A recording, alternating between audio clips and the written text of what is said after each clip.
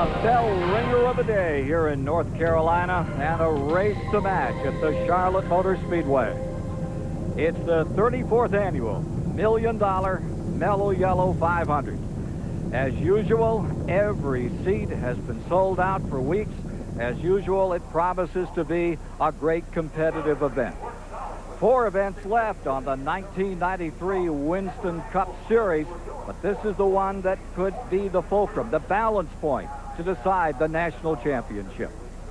Hello, everyone. I'm Ken Squire with Neil Bonnet, and you can't say enough about A, what this race means, and B, what it's going to be. I tell you, Ken, NASCAR has made several major changes of these race cars coming into this race. We've got to see how that plays out.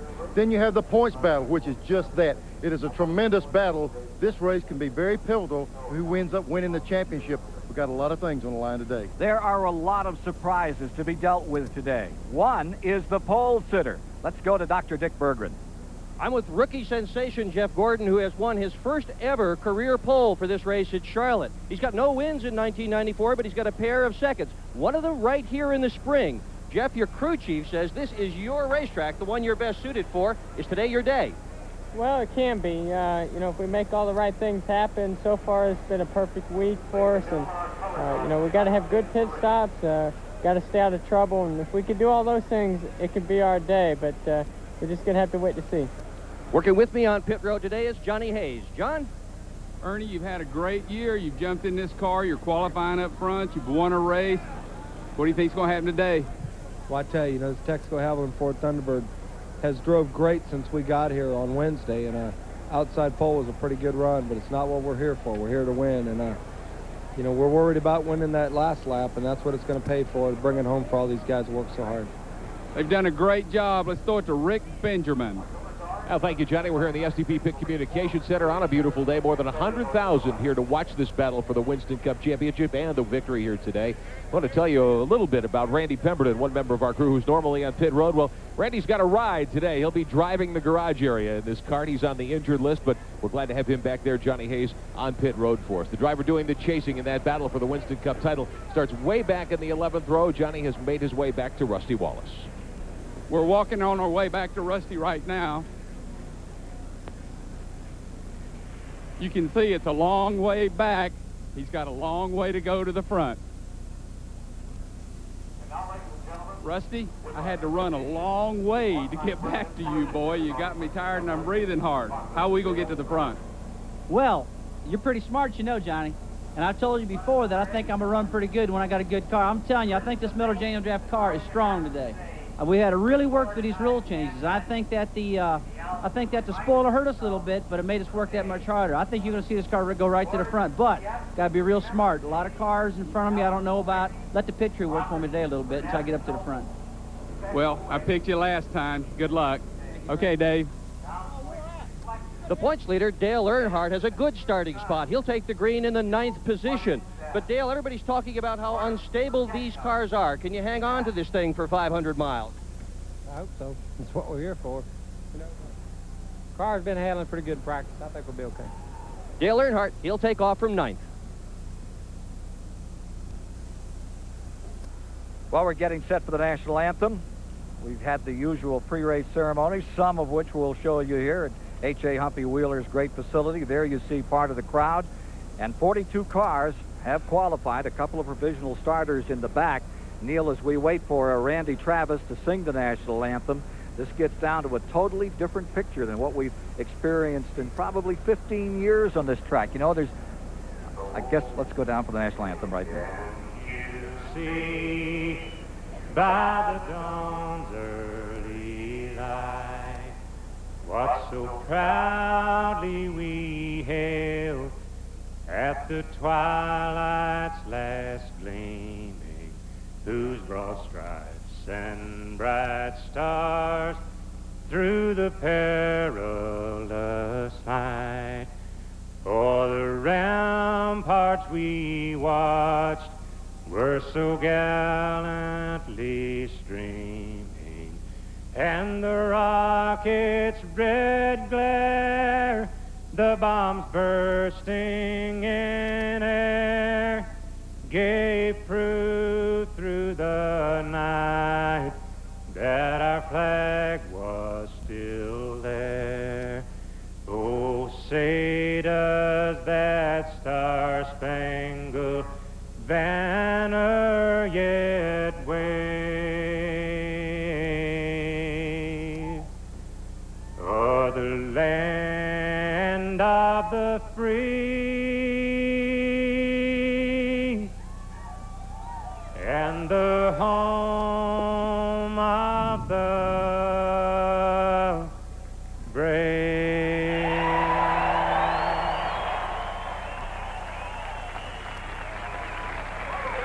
A beautiful version of the national anthem from Randy Travis as we get set for racing in Charlotte, North Carolina. Well, earlier this week, the whole conversation down here in the garage area has been about the rule changes that NASCAR has effected in trying to slow the cars down both here in Atlanta.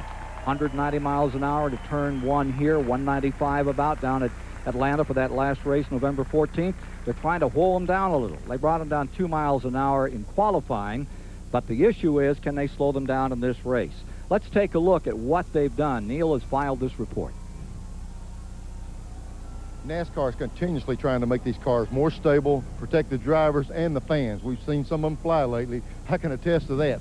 But the biggest thing they're doing right here on this rear spoiler, this thing used to be 6.5 inches high. They cut it down to 5. Took a lot of downforce off this trunk area, holding rear wheels on the ground. They've got to lift a little bit early. They're not near as stable. The next thing they did, they checked these cars right here, back from the hood, back from the roof, a 1/2 inch higher. They made them raise them up, in turn getting the whole body height up in the air, slowing them down, trying to stabilize the car. And then a place that's really effective on these cars, they're always working on this frontal area of these race cars to get them sloped down as close to the ground as they possibly get them. They used to be at 3.5 inches. They raised them up to 5. Now the air is going under the car. In turn, the thing is not as stable. The driver has to lift a little bit sooner. The thing they're trying to do is help them when they turn these cars around backwards. We've seen them in the past get backwards. Air goes under the hood like a parachute. Look here. They put a little flapper in the cowl. It's on both sides of the cowl area. When the car gets backwards, catches air like a parachute, this releases the air. The car tries to stay on the ground. It's just kind of trial and error right now. Hopefully this is right here. These new changes will keep the cars on the ground when they have problems. Let's go down for the command to fire the engines and begin the Mello Yello 500. Gentlemen, start your engines! Quite a chorus. And quite a chorus here, well over 100,000, probably 130, cheering as the engines get sent on their way. Drivers ready for 500 miles, 334 laps at the Charlotte Motor Speedway. There you see Bobby Hillen settling in with car number 90 as we get ready for a go this afternoon. Derek Cope a little further back in the field. He's set. Hale Yarborough's car coming to life. And Darrell Waltrip ready for action, carrying our onboard cameras today. Let's talk a little about what these rule changes can mean in the 500 today. And first go to Johnny Hayes. Ken, Gary Nelson, NASCAR, they're in a no-win situation. They've got a problem. They've got to slow these cars down. They've tried everything they can to keep them from getting airborne. Gary Nelson brought the Pontiac and the Chevrolet and the Ford here to do a test to make sure everybody was comfortable. Rusty said he was comfortable. Ricky Rudd said he was comfortable. Then they get back, and then they have complaints that the cars are not working just right.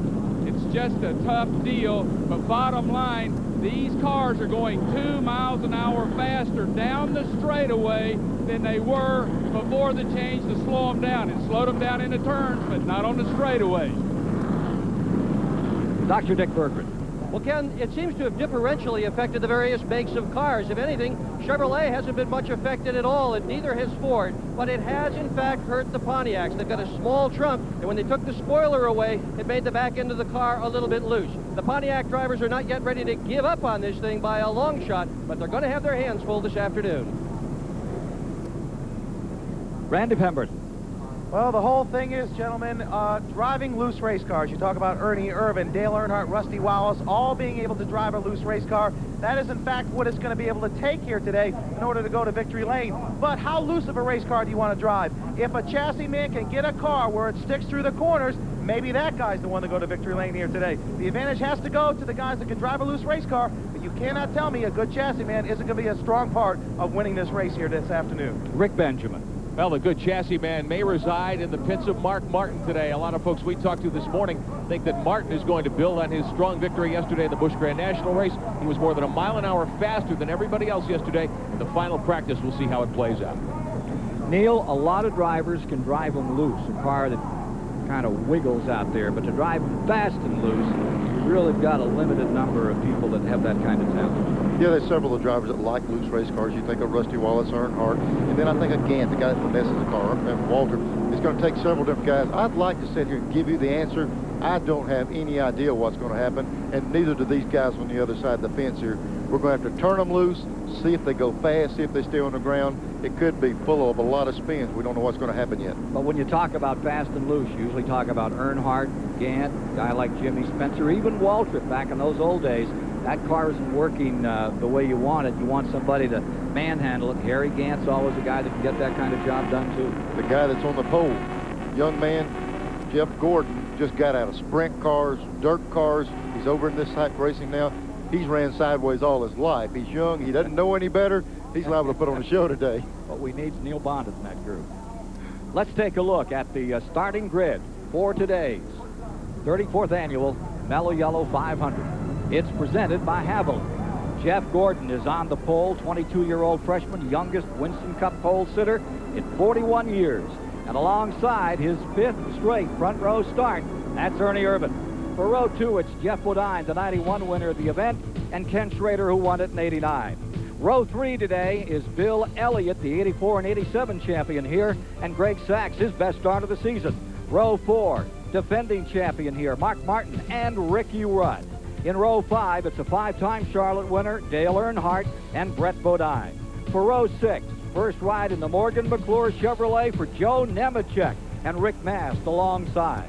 In row 7, Harry Gantz there won this race in 82 from the pole, last man to do it. Derek Cope, the former winner of the Daytona 500 in row 7. Row 8, Jimmy Spencer. He had a 4th place here 1 year back in his first ride for Bobby Allison and Morgan Shepherd.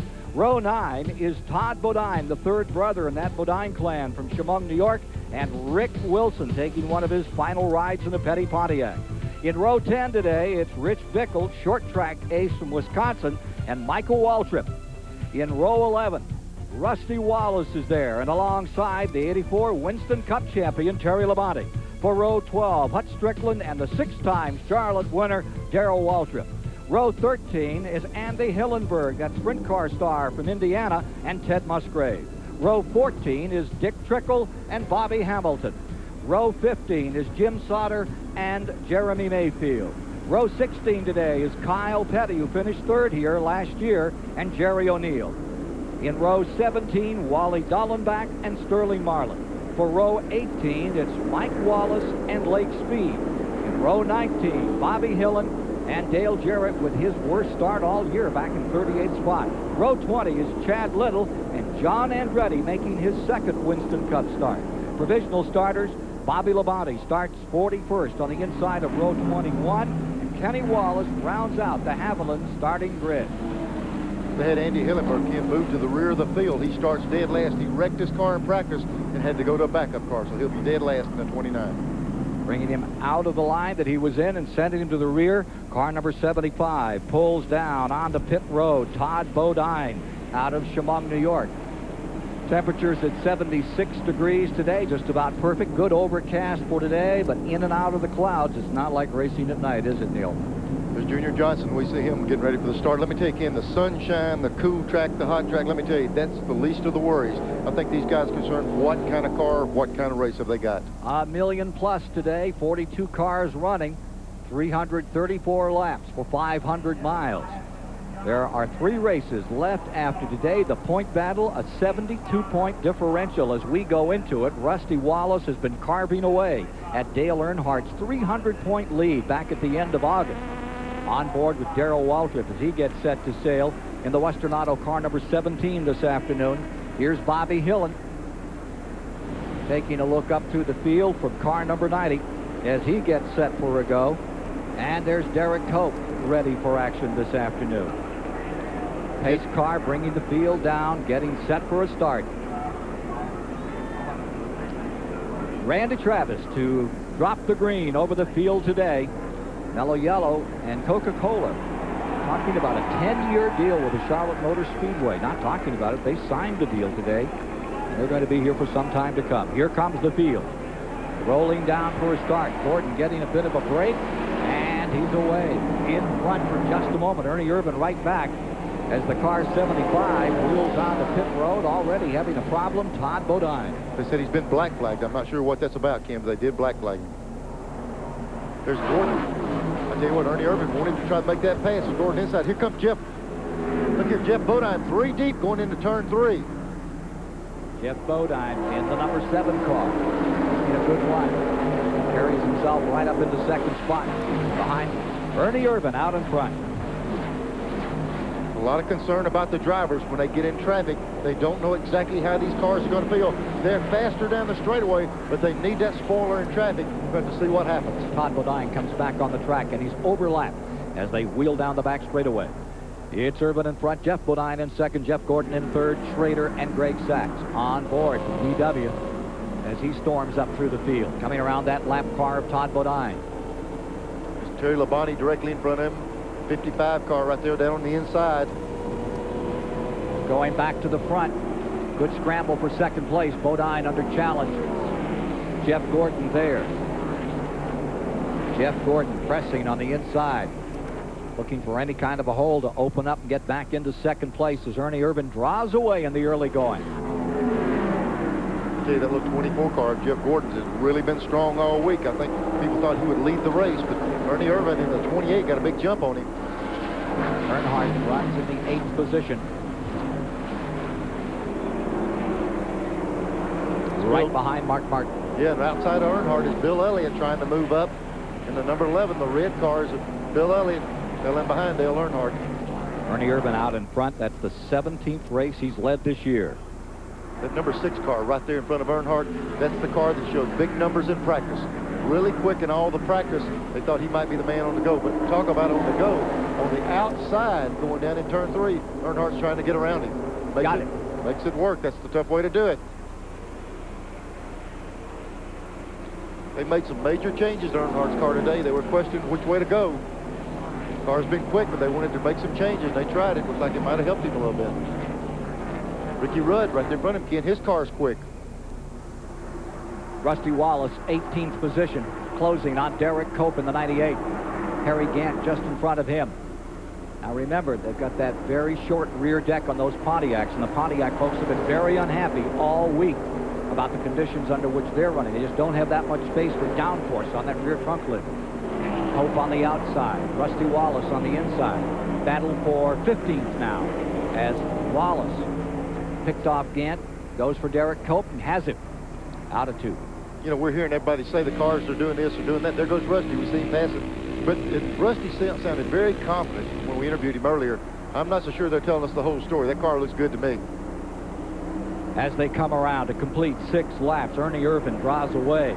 It's Jeff Bodine under challenge from Jeff Gordon for second. Greg Sachs runs in 4th. Schrader's in 5th. Ricky Rudd's in 6th.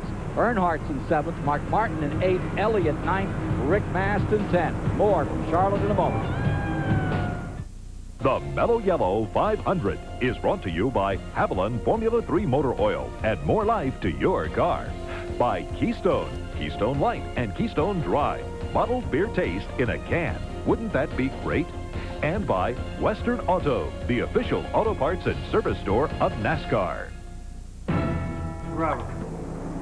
12 laps, 18 miles complete by 1 7/10. Ernie Irvin out in front of now Dale Earnhardt in second place, wasting no time, moving through traffic. Earnhardt has pulled himself up into second position. Take a look at this pass just a moment ago. Kenny got a run off the second turn, drove the car down under the 24 of Jeff Gordon. Makes the car stick right here, right on the bottom of the track. Pulls up in front of him, coming off turn 4. into a lot of traffic up to second place. Car or experience? Well, I tell you, I think this rule thing with a little bit of looseness might be coming Earnhardt's way. He doesn't mind wrestling one around, and Rusty Wallace back there, he's coming on up also. Wallace on the move is now into 14th, and Gant has jumped up into 13th.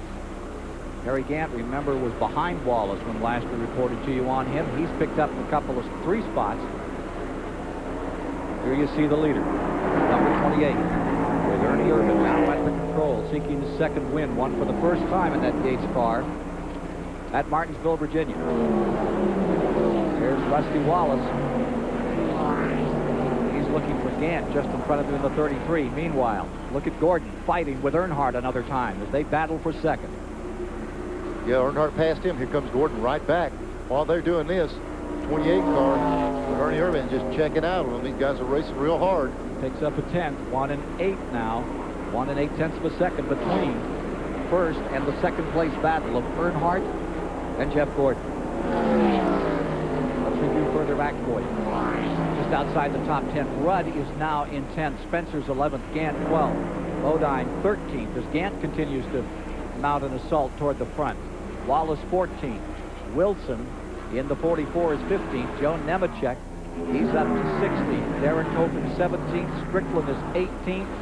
Kyle Petty in 19th. Terry Lamont in 20th. Wally Dallenbach 21st, and then Sterling Marlin 22nd. We're seeing Rusty Wallace come through there. The key to his move to the front is just as he said himself. He's got to be careful. He's got a lot of cars in front of him. He's taking his time, but he's working his way to the front. And he's worked his way into 12th position now. Rusty Wallace putting that Pontiac up to 12th. Remember how the Pontiacs have been fuming and fussing all week, Neil? You think they were telling us a story? It seemed to me they really had a point to make, but they just didn't have the handle earlier on. I don't doubt that the spoiler thing is going to help one manufacturer or hurt one manufacturer more than the other. But Rusty Wallace and his team loaded up. They went to the wind tunnel Monday after last Sunday's race, so they put in a lot of effort to get that car right. Meanwhile, Bill Elliott in the Junior Johnson car comes up to a 6th spot. Let's go to Johnny Hayes. Junior, your car's running well at the start. We had a bunch of new rules. How does that affect everything? Well, yesterday, for instance, Johnny, the morning practice, our car was perfect. Yesterday evening, he couldn't drive it at all.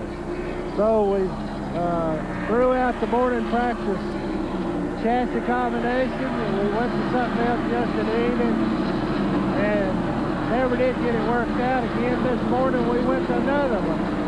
So we don't know where we're at. It's a pretty tough thing right now to take a new rule like this and hit it the first time around. Whoever hits it's going to be fine. And the rest of the guys are just going to have to pick and choose and hunt for it the rest of the day, I think. Well, right now, picking his way, choosing the low line, Elliott trying to close on Schrader, and he's picked up a couple of car lengths in the past lap or so. Now you're looking at Kyle Petty, and look at this battle continue for second. What a story on Kyle from 31st. He's up to 17th in that car 42 Pontiac. Look at this war. On the inside, Gordon, the pole sitter, right alongside Dale Earnhardt. Watching Bill Elliott a while ago, he moved up higher on the racetrack in 3 and 4, and it seemed to be fast for him. A couple of laps ago, Earnhardt moved up to try it. It looked like Gordon could get under him when he gets high. But the difference is, can you get that momentum off the corner, pinching the car in the bottom? So these guys are fishing around, trying to find a place on the track to run. And as they run side by side, they squander the opportunity to close on Ernie Irvin. He's checked out. He's out in front by 3 seconds now. I'm not sure they're squandering. I think he was checking out anyway. That thing of his is running. These guys are racing. Still side by side, back straightaway, but it's awfully early to be linked up in a war like this for the moment. Gordon, here comes Earnhardt right back on the inside. Dynamite racing at lap, let's see, coming up 21. Well, you just said it, Ken. The name of the game is racing. It's not ride. And the racing we do nowadays in Winston Cup, you race from the time they drop that green flag to the checker. These guys are running just as hard as if we're the end of the race. All these rule changes as you watch Earnhardt on the bottom of the racetrack. Gordon alongside. Gordon goes back into 2nd spot. Boy, for an early race battle, we've got a dandy, and it's Jeff Gordon. Once again, taking that high road. Here comes Earnhardt, rolling back on the inside as they come out of turn number 4. He settles in behind for a moment. Dale, are you for or against the rule changes? There's a like always, it gives us a couple of races and a little time in the wind tunnel, and we have the cars dialed back in and stuck back to the racetrack. So if it'll slow the cars some down in the race and help accomplish what they want to without putting a restrictor plate on it, I'm for that. Meanwhile, Ernie Irvin pulls away to almost a 4-second lead, 3 9/10. And check out this interval between that car in the lead and your battle for second spot. Here's Gordon back to second. In third is Earnhardt. Behind him is Greg Simmons in a great qualifying spot with the number 68 car, Country Time car. Then Bill Elliott 5th, Schrader 6th, Martin 7th, Harry Gant to 8th, Rick Mast to 9th, Ricky Rudd to 10th, Spencer Wallace 12th. I tell you, Gordon, I thought when it first started he might be able to take the lead. But look at this 28 car of Ernie Irvin. He's right around the bottom of the racetrack. He's one of the few cars running on the white line all the way through the corner, so that car is really working.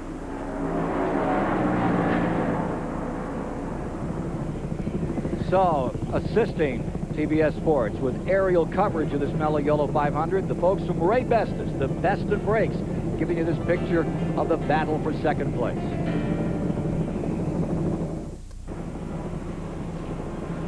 Welcome back to the Charlotte Motor Speedway. We take you high above turn 2 as Jeff Gordon tries to find a way to track down Ernie Irvin. It's been Ernie Irvin's show so far here in the early going today at the Charlotte Motor Speedway. Maybe Ernie can add a few dollars to his prize money take out of here today. More than $1 million on the line. Being the True Value, folks. True Value has the hard charger money posted today. $5,000 today, a $50,000 season-long purse available for the drivers who lead the most laps and run on the top 5 the most laps.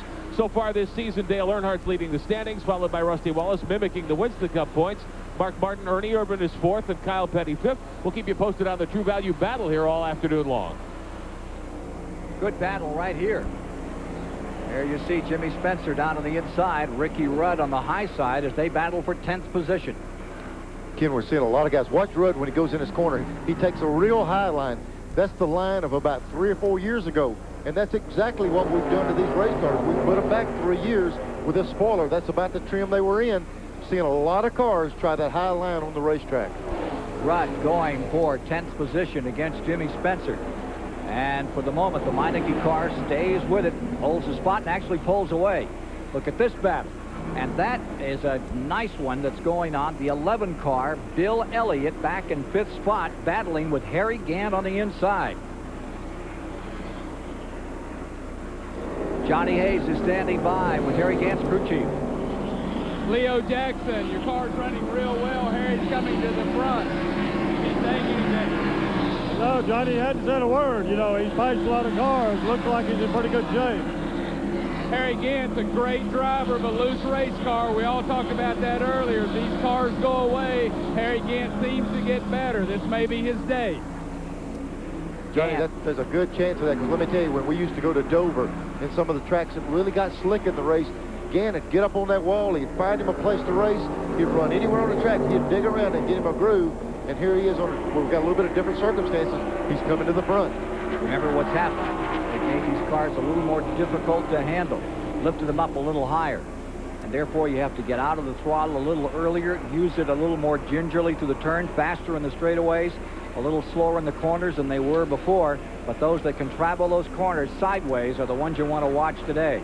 Look at Ernie Irvin with a 4-second advantage. Think about this kid in 2nd spot. This kid right there, as he continues to work Jeff Gordon in that 2nd spot. Earnhardt maintaining 3rd, the veteran who really knows how to get that car sideways, and still Harry Gant pulls up through. Rusty Wallace doing a good job as he continues to close on these leaders. He's up to 11th. Better than 4-second advantage for Ernie Irvin. And Ernie told us when he was at the top of the show that from the time they've unloaded that car, it's been quick and it's driven good and it's showing up. You know, here's a guy we talked about earlier, Kyle Petty. He's got a different line around this racetrack. Most people, he rolls out of the gas early. You won't ever see him get very high above that line. Then he jumps the car up off the corner. When you got these kind of situations, if you can have that discipline to coast the car in, feed it through the corner, and squirt it up the straightaways, Kyle could get to the front also. He's one of the guys that runs the bottom of this racetrack all day. Kyle's in 10th position from 31st. There's one Pontiac that's flying. That battle with the 42 car about 12 seconds back from the leaders. We're running lap 34. 51 miles have been completed. Change that. 35 now. 2.5 down. Still all green thus far. Had 12 cautions yesterday, a record. These cars more ill handling than the Grand National cars that we saw performing in that 300-mile race yesterday.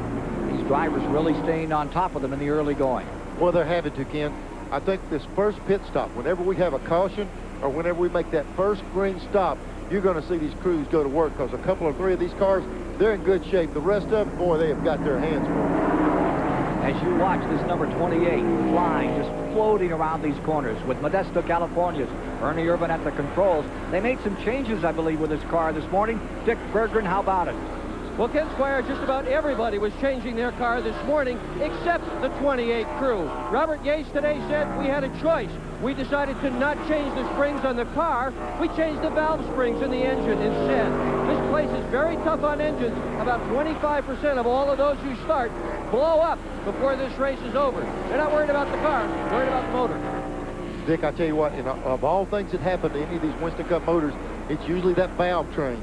They've got connecting rods, crankshafts, blocks. The manufacturers have built such bulletproof pieces. The thing that gives you trouble is those valve springs in the valves, because they abuse them so much, and you'll see a lot of teams put new springs on race morning. Coming around to complete 38 laps with Ernie Irvin first, Earnhardt and Jeff Gordon continuing their war as they battle it out a little further back. For the moment, it's Jeff Gordon in second, Earnhardt having to settle for third, but he won't settle for anything but first. He has his way about it. We'll see how that develops in the afternoon. Back at the Charlotte Motor Speedway, the Mello Yello 500 working lap 43 with Ernie Irvin in command. We're watching the progress, or the lack of same, on the part of Ken Schrader, the Fenton, Missouri campaigner, who started this afternoon in 4th spot. They've changed 2 motors in that car, one yesterday afternoon before the final practice. Motor was vibrating. They put another engine in today before the start of this race.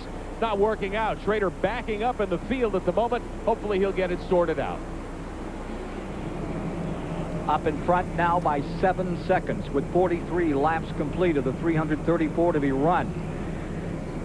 The interval continuing to develop. He's just lapped Morgan Shepherd, who started 16th, this guy in Ernie Irvin. I'll tell you, if he keeps up this pace, Ken, he's going to start lapping a bunch of the good race cars. Sterling Marlin in the number 8. He has come to 14th position. Started 34th on the day. And the Ray Bestis car working very well for the Stavola brothers as Sterling Marlin tries to break that jinx. 9 second-place finishes, but never a winner. Remember here at Charlotte, he had a 601 by a lap and blew a tire with time running out back in the 80s. Sterling Marlin having a good run thus far as he continues to clip them off. But the man really on the move right now is Harry Gant, who is up to 5th position in his Chevrolet number 33. You see Terry Labonte's number 14, the Kellogg car, right behind at number 8, and they are running 14th and 15th respectively. Here's Jeff Gordon running second. Here's Dick Berggren. There's trouble with the 24 car, Ken Squire. In fact, there's double trouble with the 24. One of the problems that they're having, their radio is not working properly. Gordon is unable to talk to his crew, although his crew can talk to him. Now, the crew just asked him a couple of laps ago, when you come by, if it's loose, wave. And we saw a frantic wave through the window. Before the radio went out, Gordon was complaining on nearly every lap. The car is getting looser and looser in the corners. There goes Greg Sachs up into 3rd spot. Earnhardt falling to 4th, and here comes Harry Gant. Gant down to the inside, slips through. That's Gant into 4th. Earnhardt dropping back. What do you think the story here is, Neil? Well, he's been falling off the pace there, and Sachs have been running a really good race along with Gant. They were working together, coming to the front. Looks like the first car's fading with it. Sachs has had a tremendous run. And a great qualifying day for Greg Sachs. Neil Bonnet, I want to pose this more as a question about Dale Earnhardt. Now, we talk about the possibility of him being able to drive a loose race car. He's been able to bring it up on the high side, down on the low side. What about driving a loose race car during this race? Does that wear the tires down more so than if the car tracked true through the corners? Neil, that's the question I pose to you. Randy, there's no doubt about it. If the car's loose, you're spinning the rear wheels, they're slipping a little bit, it's going to wear some. A lot of the guys made changes this morning, and it looks to me like Earnhardt's got his car a little loose. He just can't get going like he wants to. but we're seeing about 6 or 7 of the top guys fade a little bit. Look here, you know, we talked about Gann early, that finesse. It looks like the 68 car's hooked up. You were right, Randy, at the top of the show. The guy that's got the chassis, he's going to go to the front. If it's not handling, I don't guess any driver can get in front. Earnhardt's starting to fade himself. Greg Sachs, who failed to qualify just a week ago at North Wilkesboro, having a great run here, holding third spot. Here comes Earnhardt back beneath Gant. Scrambles aboard. See Mike Waltrip coming down pit road while we're watching this action here. Jimmy Spencer pitted and went a lap down. Well, we had this confrontation going on. Spencer has gone a lap down, and now number 30 comes in a bit early at lap 49, the Pennzoil Pontiac. Yeah, he'd already been lapped. He got way behind, so they're going to have to make some kind of change. Had a great run yesterday. Won second place in a Grand National event to Mark Martin with Earnhardt third. Yeah, good run. He passed, right there at the end, finished second. Good run for him. 4 tires all the way around. You see that every time they stop today.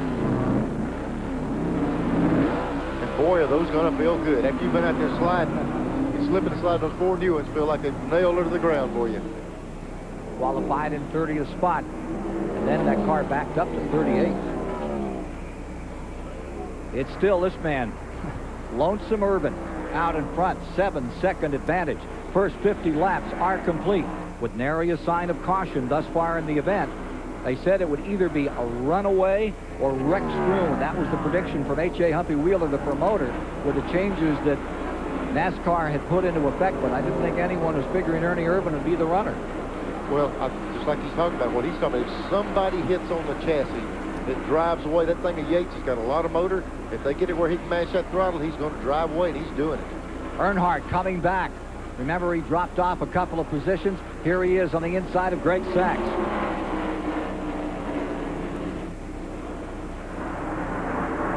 He goes down the inside, see if he can stick on the bottom. He couldn't do that earlier. His car had been sliding. In the 52nd lap, it is Earnhardt in the number 3 car. Back to third spot. Urban leads, Gordon still in second. So it's Ford, Chevy at the present time. And here comes Harry Gant moving back through again. There's a 4 car coming in. That's Joe Nemechek driving the 4 car this week. He just turned down pit road. We're at 52 laps.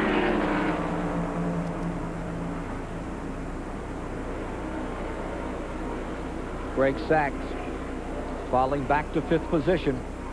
Realistically, Greg Sachs, as we watch Joe Nemechek making that change, defending Grand National champion, going all the way around on tires.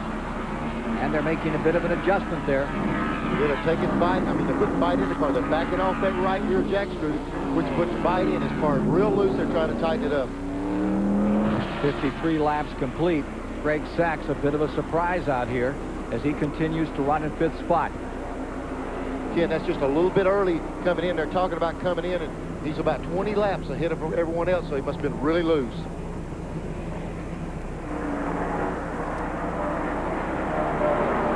Boy, we see Irvin right here just lapping everybody. He's coming through the field.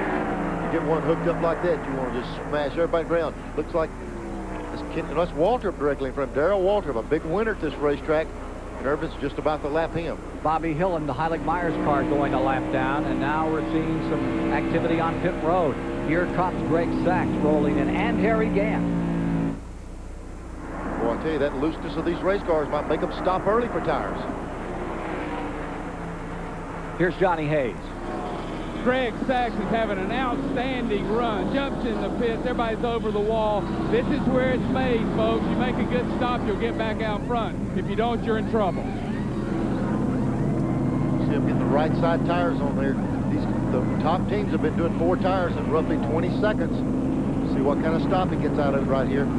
Gant had a very good pit stop, and he's back underway and going by Greg Sachs. He gets down a slow stop on Greg Sachs' car.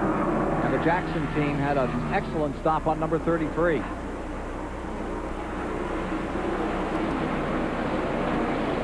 Pit stops coming up. We're at lap 56 of the 34th annual Mello Yello 500 at the Charlotte Motor Speedway, live on TBS this afternoon. Stay with us for all the action. 60 laps, 90 miles have been completed. There you see Ernie Irvan out in front. He is a remarkable part of the story, but look at this. This is even more remarkable. From 34 spot. That is 31st spot. Kyle Petty going to 3rd. Car number 42, Kyle Petty's Pontiac, is up into 3rd position. What a ride he's giving. Bill Elliott brings in number 11, the 5th place car. Derek Hope is on pit road. Musgrave is in, watching that pit stop on Elliott. Dean Schrader coming in right behind him. These guys are going to get a workout on pit road this week. Looks like they're coming in. They're not going a full fuel run. They're going tire run. They're stopping before they need fuel. Now here's Earnhardt coming in, running in 4th position. Wallace will come up to 5th in these pit stops. Rick Mast, who's then running 6th, he comes in. Rudd, who's running 7th. So they're all pulling in here. Looks like they're watching each other, Dick Berggren. Sure are, Ken Squire. We've been listening to the radios here, and that's exactly what they're doing. Rusty, a few laps ago, was told, stay out, wait till the 28 comes in, follow the 28 in. But Rusty Wallace just drove in front of the 28 pits, and Ernie Irvan is still on the racetrack. He should be in here in another lap or 2, however. And Kyle Petty now pits. He was up to 3rd spot. Irvan and Gordon, 1st and 2nd, have yet to pit. Ernie Irvan out in front and building that lead up to a 10-second advantage in the early going. Stays out there. We are now in lap 62. They should go 100, 105 miles easily here, Neil. Yeah, they're coming in before they need fuel because they're not handling well. The nightmare that all these people don't want to happen is a caution to come out right now with 2 cars that haven't pitted, the rest of them been in. Boy, will this scramble the field up there. Everyone hopes they have to go green until the leaders pit. Now with these pit stops, the advantage is 12.5 seconds between Ernie Irvan and Jeff Gordon as Irvan drives away from the field. Think he's putting too much pressure on that motor? No, I tell you what, there's Irvan turning down pit road right now, the leader coming in. Dick Berggren standing by in the Ernie Irvan Robert Yates pits as the Texaco Haviland car eases down. Running against the speed limit. 55 today. 59 on pit road. Here's Dick Berggren. Boy, these guys have been ready for this one, Ken Squire. They have been absolutely tense on the edge of pit wall. And just before he made this pit stop, Ernie Irvan was told, watch your fuel pressure light. Watch your fuel pressure light. So, they may have stretched the fuel a little bit more than we might have thought. 2 pumps on the jack. Right side tires already changed. Left side about ready to go. Nice stop. 20.8. Nice stop for Ernie Irvan. That's about as good a stop as we've seen on pit road already. So the fast car, fast pit crew, he's going to be hard to handle. Gordon brings the DuPont Lumina down pit road. Critical stop here. See if he can do any better than what we saw accomplished a moment ago by Ernie Irvan. This is a young team right here. Young driver, the whole team is young. But I'll tell you, they get the job done. We'll see what they do with this stop. Gordon mentioned when we interviewed him, he said he's critical our pit stop. Okay, there they go. They're putting some bite in his car, backing off that right rear. That's putting some more bite in the left rear. So he's a tick loose. They're trying to fix some of that. Good stop. 20.2. Right in there. But still, the man dominating the event, or the team dominating the event, is that car number 28. We're still in the midst of pit stops as we get through lap 64 of the 334 laps to be run. 96 miles are down. We'll get to 100.5 miles at lap 67. We'll take a quick commercial break and be back with you at the Mello Yello 500. Winston Cup Racing on TBS from Charlotte, North Carolina. 70 laps, 105 miles complete in the 500-mile race to be run at Charlotte, North Carolina. On TBS this afternoon, Ernie Irvan out in front. Advantage still better than 10 seconds. Everyone has taken the first stop under green. They're averaging 161 miles an hour through that first 100 miles as you watch cars numbers 2 and 3 battling for 8th position. Rusty Wallace fighting with Earnhardt. That's the slugfest for 8th at the present time. The record for this race is 153 miles an hour. They're running at 161 right now, and the battle for the championship is enjoined right here. Remember, Earnhardt leads Wallace by 72 points coming into this race. And Wallace has been taking points away since the beginning of September in every event. trying to get by him there and not making the mark. It's crazy how things shake out. One week they'll be battling for the lead, first and second place. The next week they're battling for 8th and 9th place. It seems like no matter what position they are on the racetrack, they're racing each other every week. Now, after these stops, let's bring you up to date on where we are in the field. 18 cars run in the lead lap. Irvin first, Kyle second, Mark Martin third, Elliott fourth, Sachs fifth, Gordon sixth with the leaders in traffic here. Earnhardt in seventh, Wallace 8th, Spencer 9th, Gant is 10th, Mast 11th, Rudd 12th, Sterling Marlin 13th, Dale Jarrett back in 14th, and Schrader in 15th. Boy, if you take a look right here, we see Ernie Irvin coming up on Jeff Bodine. He qualified third, so the 28 car is fixing to put that number 7 a lap down, and he was the third place qualifier for the race. We wondered how qualifying would work out. We didn't think it was as instrumental as who would have the car that was good in the race. Chad Little in the 19 car going another lap down. Well, Ernie Irvin is just covering them over. Run him down hurrying. And Jeff Bodine in the 7 car. 18th position. He's going to try everything he can not to let that 28 by, because he's got to try to stay in that lead lap if the caution comes out. Irvin leading over Kyle Petty in second spot by 9 8/10 of a second. What a remarkable story Kyle Petty is telling here today. That was a guy that we didn't talk about as one of those manhandlers who could really get out there and turn him sideways, and he's driven as great a first 100 miles as anyone in Charlotte's ever seen. Outstanding run for Kyle Petty. Yeah, but the key, Ken, is we did mention he's not running it sideways. He's not manhandling sideways. He's the guy we were talking about that eases it down in the corner and squirts it up down the straightaway. He eases his car all the way around that apron and doesn't abuse the tires, doesn't get the car loose. And I'm telling you, it's one of the kind of races he can be tough in. Here we see the 28 making that move. Oh, me, talk about traffic. There's Ernie Irvin trying to put that 7 down, but he's got a lap car that's giving him a little bit of a hard time. Jerry O'Neill just in front of Ernie Irvin in that 65. Kid from Auburn, New York's been down here several times. And now making his way gingerly down on the bottom of the racetrack. 28, Ernie Irvin. Hard to think of Ernie Irvin in the 28, isn't it, Jim? Yeah, it's easy to make that call. A different number, a different driver. Well, I tell you what, they've got that thing handling around this racetrack. Yates has always had motors that just rip these straightaways apart. Last lap, 164 mile an hour in traffic. Ernie Irvin really wound up. Now you see the 3 car. That is Dale Earnhardt, who is in 7th spot. Johnny Hayes is with car owner Richard Childress. Richard, I see Dale and his old buddy are having a whole lot of fun out there. They can't stand. They got to race side by side, or one's got to pass the other. I see Dale got back. What's going on? Well, you know, we were just running. We had a bad pit stop there. Our lugs fell off. So, you know, he's having to run the car a little harder right now. You notice the Atlanta hat. Your Braves, they doing pretty good. You think you can hang in there like they are? Well, we just hope we can do as good as they did so far. So, you know, we pull for them, and some of those guys pull for us, and we're hoping them the best. Good luck. Boy, you saw a breathtaking moment there. Mike Wallace in the 52. Greg Sachs got a little piece of it in the back. Sachs had to step off it right at the worst part of the track when you're on the throttle coming off that corner. Take another gander at this one. See, Jeff Gordon goes around the outside of the 52 car. He pulls the air off the 52. He slides right up in front of Greg Sachs. Sachs did a great job not to hit him and turn the 52 around. And that was some of the lead cars. There's Earnhardt on the inside. That was a perfect example of what happens without that spoiler car going around the outside of the 52, pull the rear end out from under it. Nice save by Sachs. Falls back here a bit, but what a great save. He's back in 8th. Earnhardt is in 6th. Rusty Wallace is up to 7th. There's your leader, Ernie Irvin, as he continues to scramble the field. Gets around the Kellogg car, the Billy Hagan machine.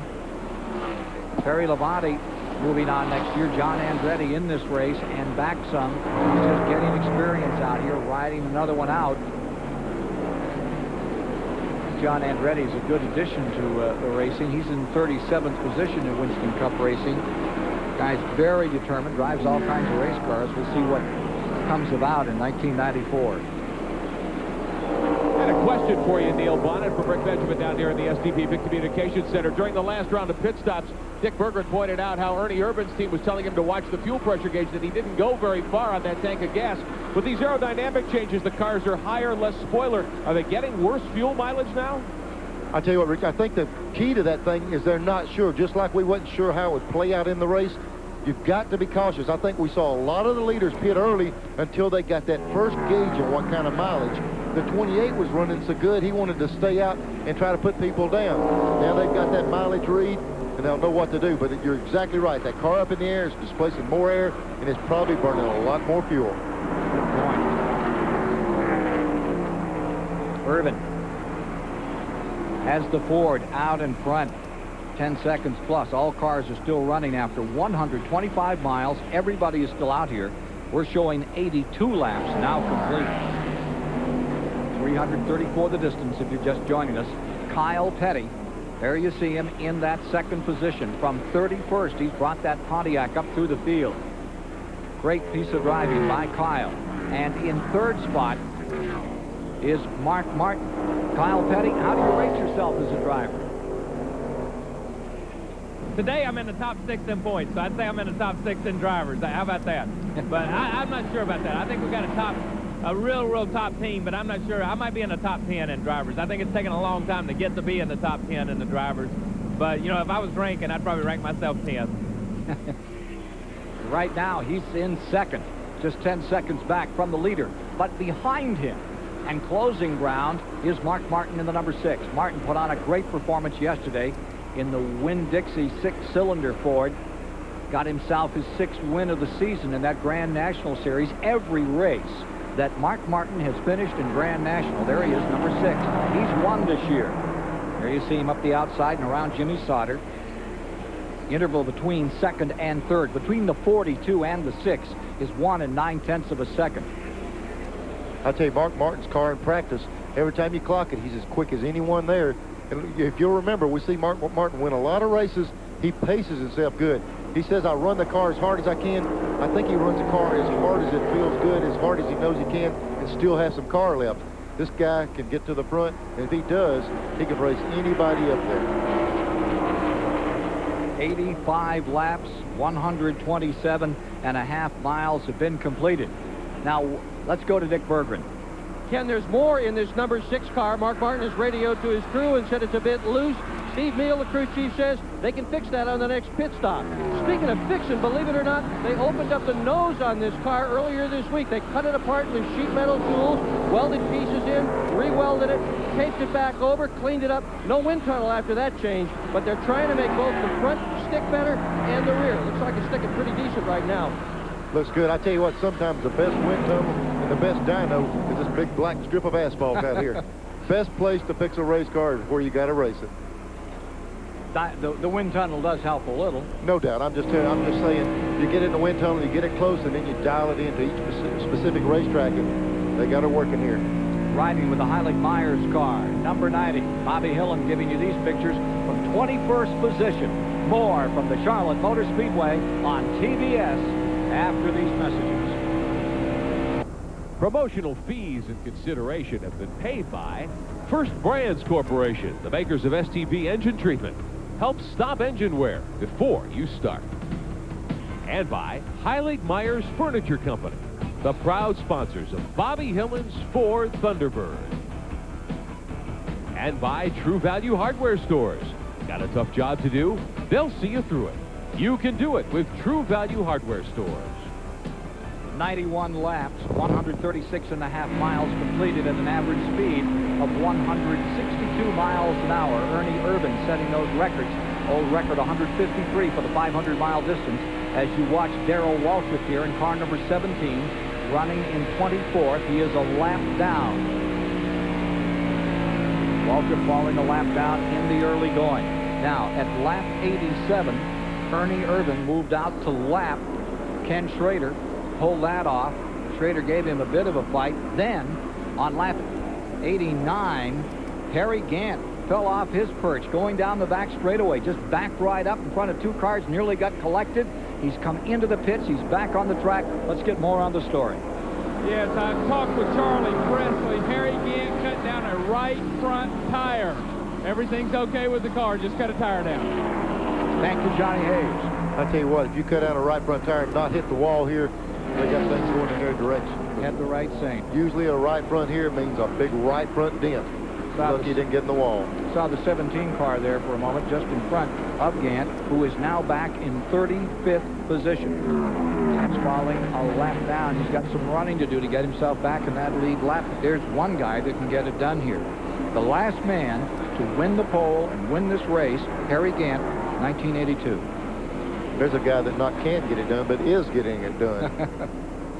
They're going to have to make him repaint that line. He's wearing the bottom line out. And then there's Dale Jarrett directly in front of him. He's in 12th place. Last guy in the lead lap. And that's going to make it 11 cars in the lead. Saw that wiggle off of Jarrett's car when he got behind him there. Just 11 cars left in the lead lap now. Rick Mast, car number 1 on pit road. So it's going to make it 10 cars in the lead lap because Mast was the 11th car. Makes Ricky Rudd the guy in front of him shooting at. Here's Kyle Petty in second spot. Here's Dick Berger. Randy Pemberton, so much of the talk before this race was about the problems the Pontiacs might have, but here you are in second. What's cooking? I don't know. We got a real good stop that time and gained a couple of spots. The overcast skies didn't really help us because we're not abusing the tires very much. Ernie still outruns us about 2/10 a lap, and thank God he's running into a lot of traffic so far. So maybe we can work on it later and make a run at him, but we'll see. I'd say that thing is running a lot better than his expression would indicate. You're exactly right, Dick Bergeron. They had a good stop, but he started way back in 30-something position and moved up to 4th on the green before that stop. So they got a good stop on him, but he's handling that wheel. He rated it 10th. I rate him about 2nd right now. He's moving up to the front. Diet makes a difference. Somebody better check out a little restaurant in upstate New York that Pemberton you just saw. It's his brother who is working the garage area for us today.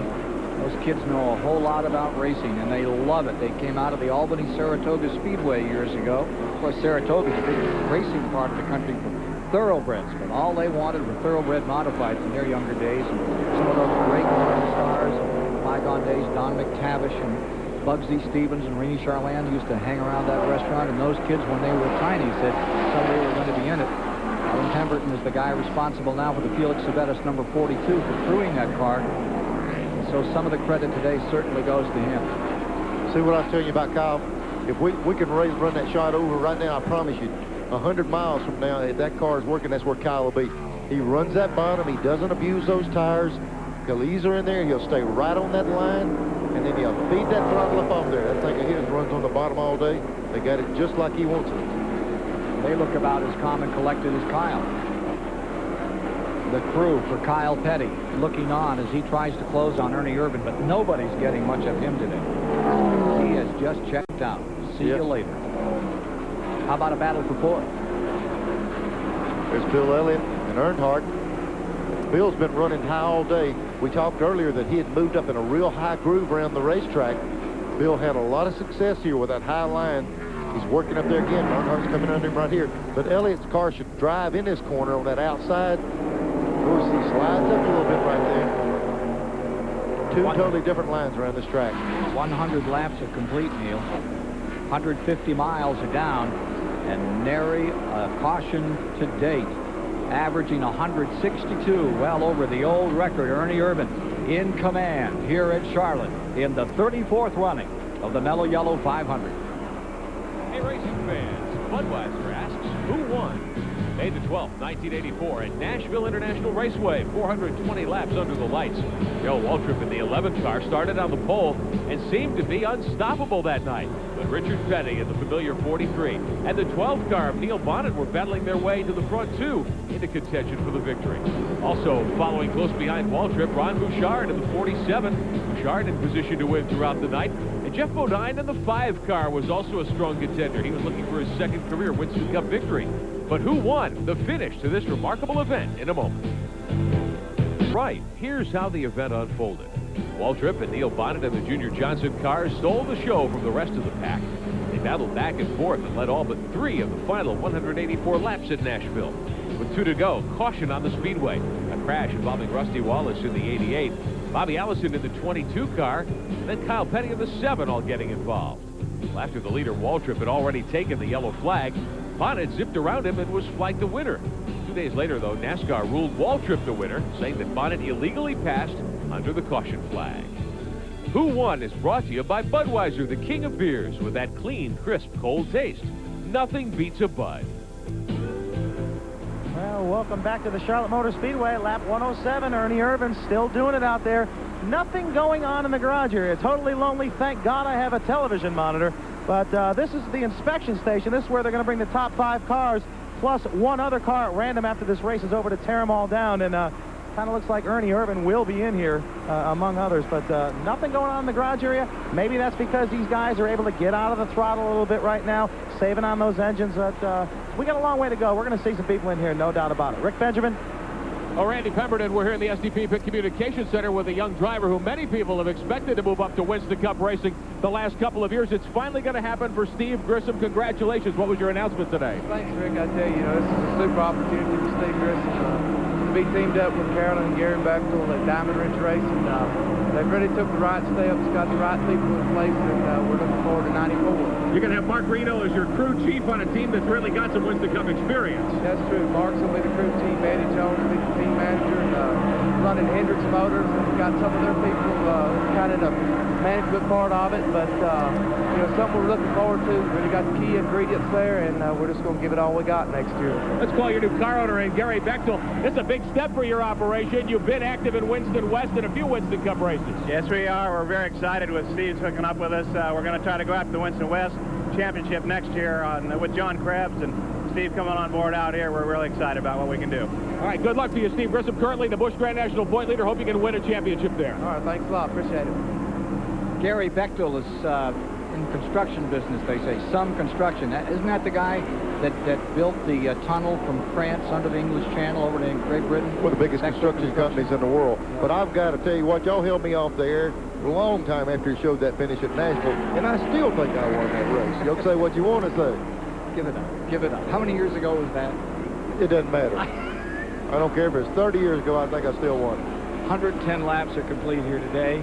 Neil Bonnet alongside. I knew that was going to cause trouble if they showed that thing.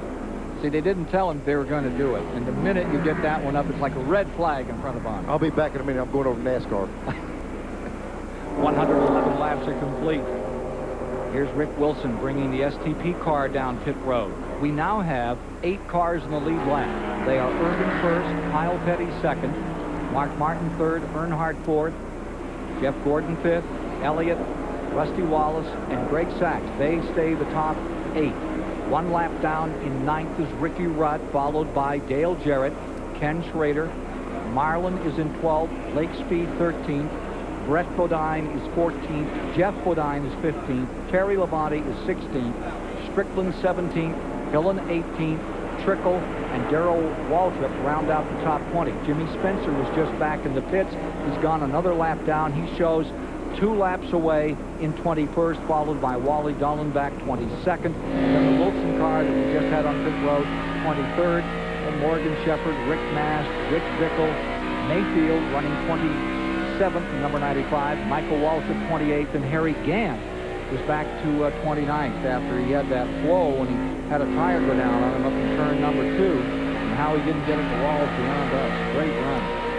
Heilig Meyer's car giving us a great platform to watch Dale Earnhardt running in 3rd spot, closing down. Bobby Hillen giving you these pictures. And you see Earnhardt right down on that stripe. Just holds it right there. Your old hunting buddy's looking pretty good, even though he's getting covered over by Ernie Irvin.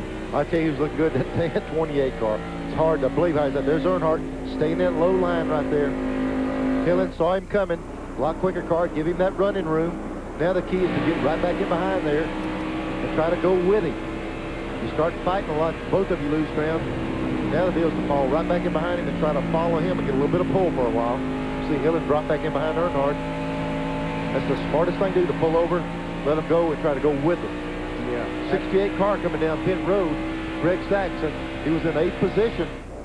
He was the last guy in the lead lap. He's coming down pit road. Michael Waltrip right with him in the Penzo car. The country time, 68 is in.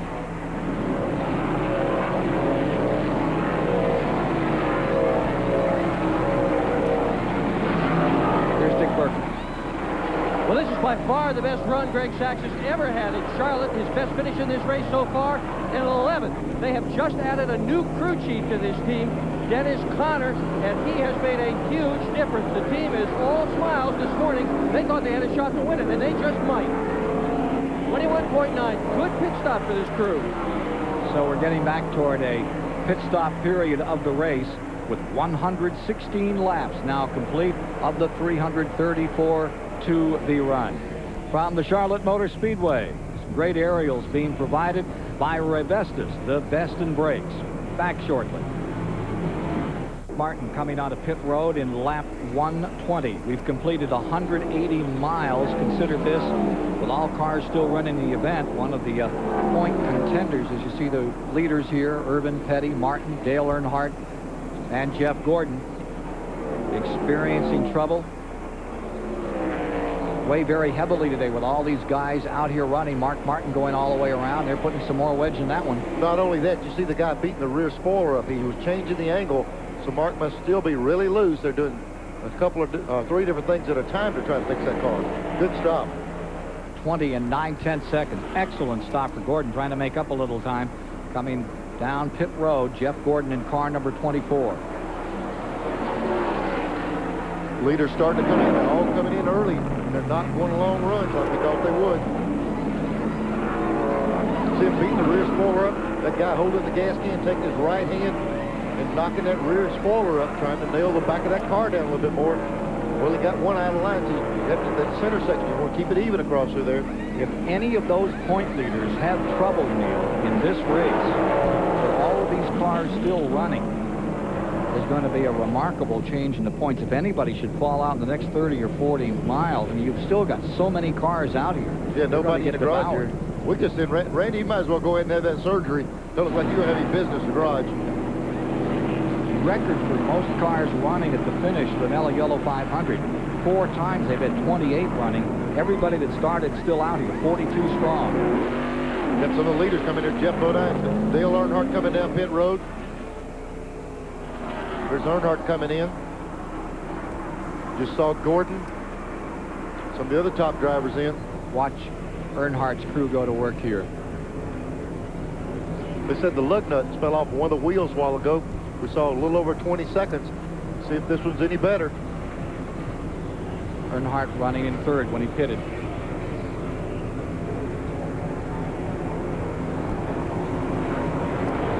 Just a little bit quicker than before, 20.2. Here comes Rusty Wallace. Now he's turning down pit road. Just as Earnhardt goes out, Wallace comes in. 4th place car as he pits. In the Miller Genuine Draft car, Rusty Wallace on pit road, trying to close 72 points behind Earnhardt. Either of them have trouble today with the number of cars still out here on the field that could make a dramatic difference in the point battle. Yeah, you gotta be running today when this one's over, or you're going to be in trouble. Those 2 guys have got to be running when it's over. Ricky Rudd on pit road, running a lap down in 6th position. Finish the work on Rusty Wallace. Yep, don't think that's wrong. 18.7. I'm telling you, those guys crank those stops out for him every time. Elliott comes onto pit road and almost tags the 5, and here comes Ernie Irvin, the leader. Leader is in. Johnny Hayes.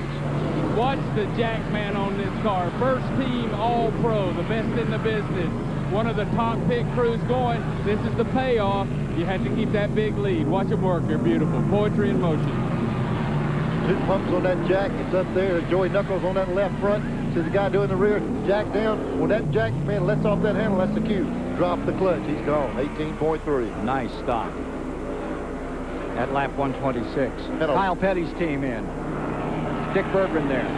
Ken, this is not a good pit stop. Petty overshot his pit. They had to push the car back in order to get him lined up. It is going to be a very slow pit stop. Good thing he's got a fast car. This is the same car that led the most laps in this race last year and finished 3rd in it. Petty's gone. Slow stop, though. Dick, not only did the 42 have trouble, we told Bill Elliott came down pit road 32 seconds in the pits. I'm not sure what happened. I see Junior Johnson, the NASCAR inspectors, in a big argument on pit road. Junior and the 11 car and the 5 nearly got ruffled there, and there may be a penalty coming up on car number 11. Let's get one of the pit reporters down there with Junior's crew right off. You can see the debate still going on. That's not a debate. That's an argument, I believe. Ken, I think they're going at it. There's Junior.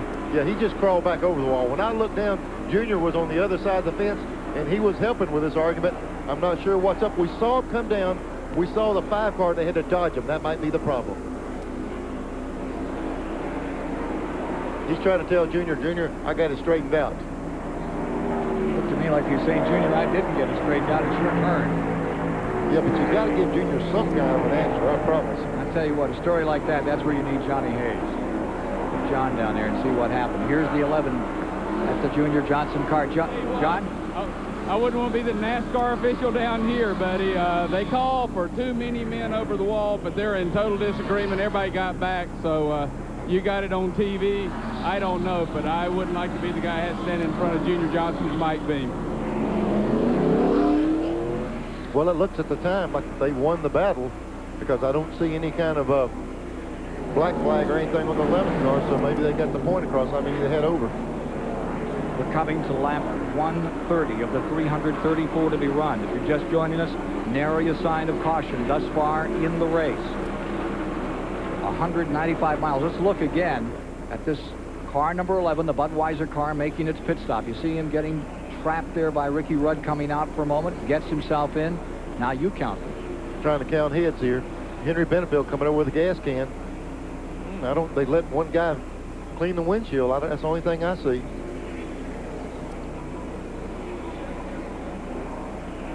Al Jr. straps back on the headset. He'll have a word with Bill about it and tell him what he thinks. Probably in about 3 words. Back in a moment. Derek Koch takes you for a 170-mile-an-hour ride around the high banks of Charlotte Motor Speedway during the Mello Yello 500. There's Koch working down low into the corner number 2 out onto the back straightaway. Great to have you along for the ride today on TBS. I'm Rick Benjamin in the STP Pit Communications Center. We've talked a lot today about the point battle. Only 3 more Winston Cup races to go this year after today's event. 72 points, the point margin between Dale Earnhardt and Rusty Wallace at this point. Dale Jarrett in 3rd spot right now, about 300 points behind. He's been very consistent. Mark Martin rode all the way to 4th off those 4 victories in a row a few weeks ago. Morgan Shepherd, another picture of consistency in 5th. Then Kyle Petty. We're going to show you the next 6. Kenny Schrader's been very consistent. Ernie Irvin, who's had 2 rides but has done very well. Elliott, Rudd, Gordon, Jimmy Spencer, unheralded in many respects. Very consistent year for him, too, and he is rounding out the top 12. Thanks, Rick Benjamin. We've completed 136 laps, 204 miles. The average speed stays at 161. It's a killer speed for this race. 153, the old record. And there you see the guy who's doing it all, Ernie Irvin, for the moment. This guy and 3 more have completed 136. The rest of them have done 135. I'm telling you, he is wearing them out. He's getting the whole field just about a lap down at the pace he's running. He's got 5 cars in the lead lap. Excuse me, 7 cars in the lead lap right now. Martin, Kyle Petty, Earnhardt, Gordon, Spencer in 5th, being shown in that lead lap. Rusty Wallace in 6th, and 7th, Ernie Irvin. Now that's a weird recall because that's not what it is on the racetrack at all. Those are the cars that they are showing in the lead lap. Now let's go back to how they run. Ernie Irvin first, Mark Martin, Kyle Petty, Dale Earnhardt, Jeff Gordon, Jimmy Spencer, and Rusty Wallace complete the top 7. Yeah, Rusty's the last guy in the lead lap.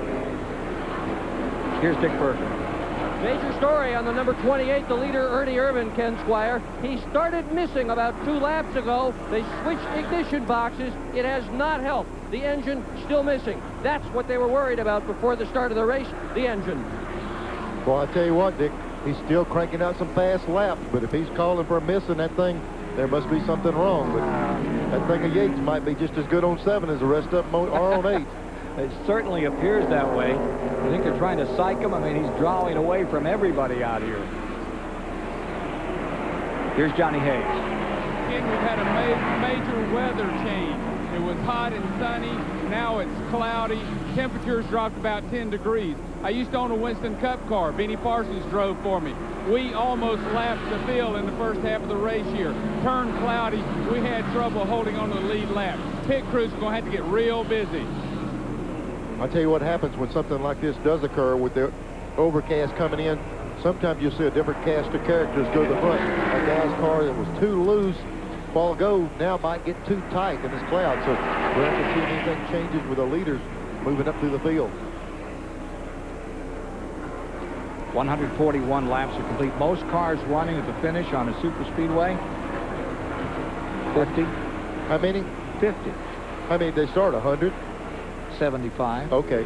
1950, 7,500 down there at Darlington. I don't know if I'd want to go home and tell him about qualified 74, but I still wasn't on the rear. I'm trying to watch the 28 car while we're watching this right here to see if he's losing pace. Here he comes. Look at, he says he's got a miss in the car, but that's some good race cars. He's still going around. Yeah, he's got 20 seconds on the field. Here he is up on Jimmy Spencer. Well, he's coming around. That's a 7th place car. He's about to lap. Yeah. He's going around Spencer. Race car, that's a mowing machine. Let me tell you what, if he's got a miss, the only thing missing is the true story here. That thing sure looks stout to me.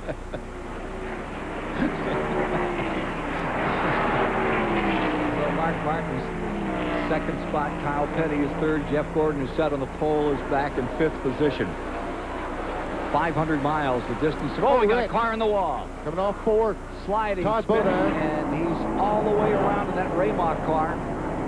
Collecting the wall a second time. First caution of the day comes at lap 143 of 334 to be run. Caution out for the first time. Boy, Rusty Wallace was right on the verge of being lapped. The 12 has beaten the 28 back to the line. 28 had to lift. 12 beat him back. Also, it was the 12 and the 2 that got a reprieve with that caution. Rusty was fixing to go down, but that's what it takes for a championship. Good cars, good luck.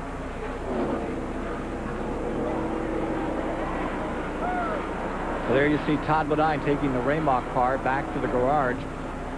We actually have a second car back here. We say that everybody's running. 85 they're working on. It hasn't come out in some time, but that 75 looks badly bashed. Let's take a look at what happened. It's going to happen coming off turn 4.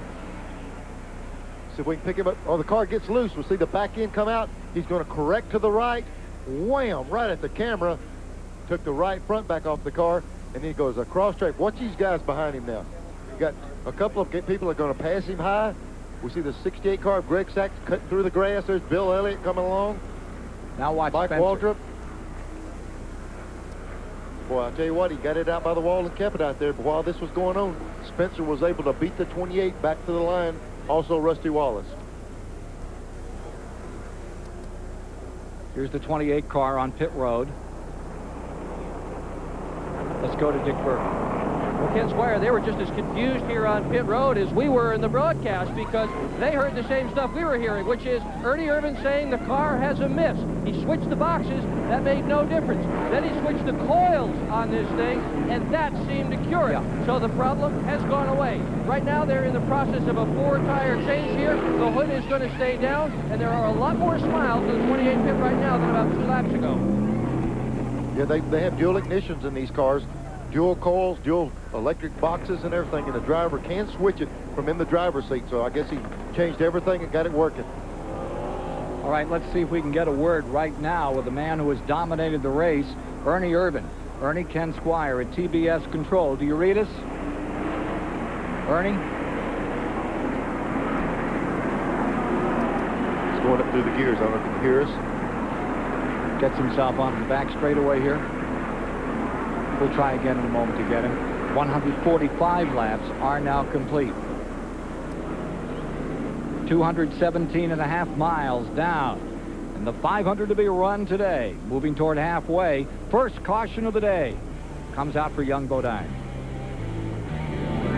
47 laps, 220 miles down. And let's get the story of what happened to Todd Bodine right from the man himself. Our cameras. Here we see the car. This is after he spun, coming back across the track. Right in the outside wall. Ooh. Butch Mock's car. I say Raymock. Butch Mock taking over that team. Heads forward. Caution stays out on the track. Michael Waltrip is in. We'll be going down to Todd Bodine in just a moment, standing by down there after he took that hit. We're getting ready for a restart, and let us set it for you right now. 148 complete when they come to the line. Ernie Irvan will be leading. Kyle Petty will be in second. Mark Martin will be third. Earnhardt fourth. Gordon fifth. Rusty Wallace sixth. Spencer in seventh. Those are the cars in the lead lap after that daring move by Spencer in the Meineke car to get himself back in the lead lap. Eighth is Ricky Rudd, a lap down, followed by Bill Elliott ninth. Sterling Marlin 10th. 11th is Schrader. 12th is Sachs. And we have Dale Jarrett 13th, Lake Speed 14th, Jeff Bodine 15th, Terry Labonte 16th, and Rick Mast. Light is off on the pace car as we get ready for another go here. The late stop by Michael Waltrip has him playing catch-up. He's driving quickly around the track. Joe Nemechek brings number 4 down pit road, gets himself set for a last-moment stop. Darrell Waltrip back in 23rd position. Darrell Waltrip, a couple of laps down. Here's Dick Berger. Ken, the real problem with the 28 car, believe it or not, is there's a whole bunch of switches on the dashboard of that thing that control the ignition system. Ernie Irvan hasn't been driving that car long enough to know what all the switches are for. So he's been fumbling around trying to figure out which one it was. They think it's the coil switch that fixed it. They have a new coil ready. It will go in the car if they have further problems. At the moment, it's okay, but that's why there was confusion. I tell you, Dick, that's easy to do because you have a ignition box 1, coil 1. You got to get the right set of sequences, and I can understand him being new with it and having that problem. Flag is down, field is away. Let's see if Kyle can close in at all. Ricky Rudd trying to get back to last. Goes right down to the bottom with Mark Martin. Two of them trying to pace themselves here. Martin trying to pull up. He is in 3rd spot. Picked up the spot. Tight running as they get into turn number 3. Here comes Ernie Irvan out in front. Mark Martin up to second. Kyle falling back a bit here. Kyle back 2 spots. Martin and Earnhardt both go by him. On board with Bobby Hillin. Well, Kyle, something's happened. Kyle was on the right side of the start. Fell way back. He's still dropping back. And Bill Elliott around. 12 car. Spencer. Back to 7th goes Kyle. That is the battle for 6th, and Spencer has it. Kyle's right up there on the restart in the runner-up position. Not true anymore.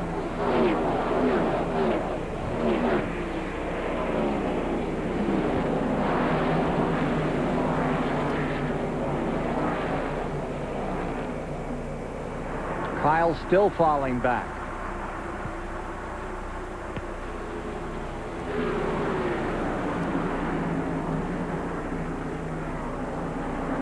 I'm not so sure Kyle's back down where he runs good on the inside. He got caught outside. That might be what hurt him.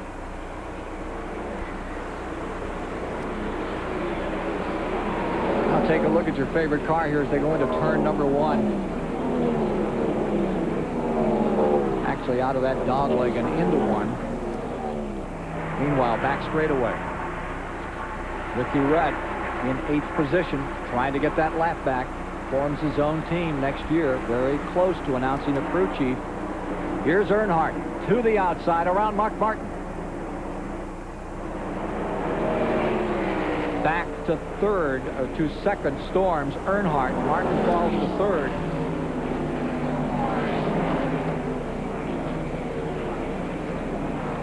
Well, right now, Ernie Irvan's not getting away. Ricky Rudd hanging on to it. Pretty stout.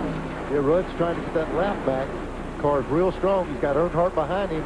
See if the 2 of these guys can do anything with Irvan. Nobody has been able to overtake Ernie Irvan all day. It's been all his own way. He's blitzed the field.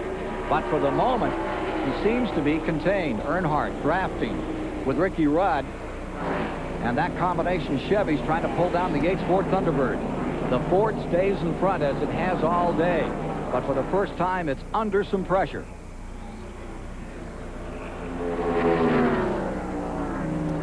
Ernie Irvan in front.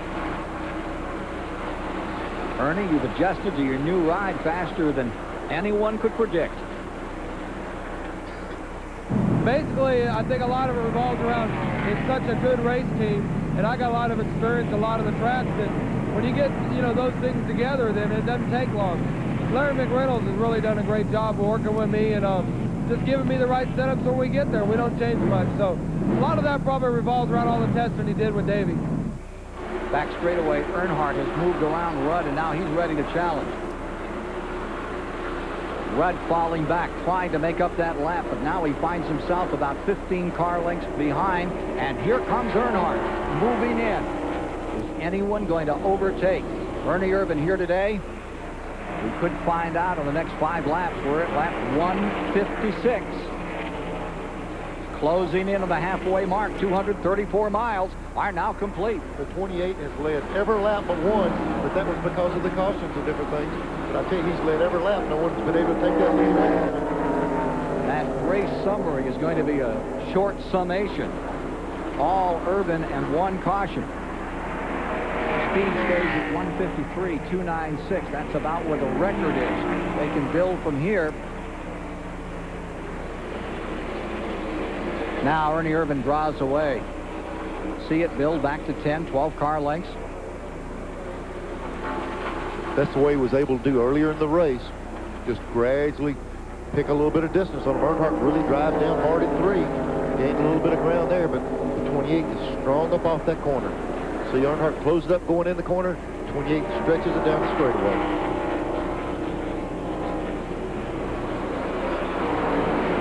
There's Schrader in the 25. He's back in 11th position, 1 lap down. Sterling Marlin, the 8th, right with him, getting around him. Kyle Petty's 42 is in 7th, and he still seems to be stumbling a bit here. Yes, fell back a little bit. Here we see the leaders again. See Earnhardt close the gap as they enter the corner. He's able to close down a little bit, and then the 28 car front can pull him just down the straightaway enough that he gets that distance back. Let's follow him around again. That seems to be the characteristic. Earnhardt getting in the corner hard here, can close up a little bit of ground, and watch his 28 when he comes up this back straightaway. And you know why Earnhardt is pressing so hard as we come toward halfway.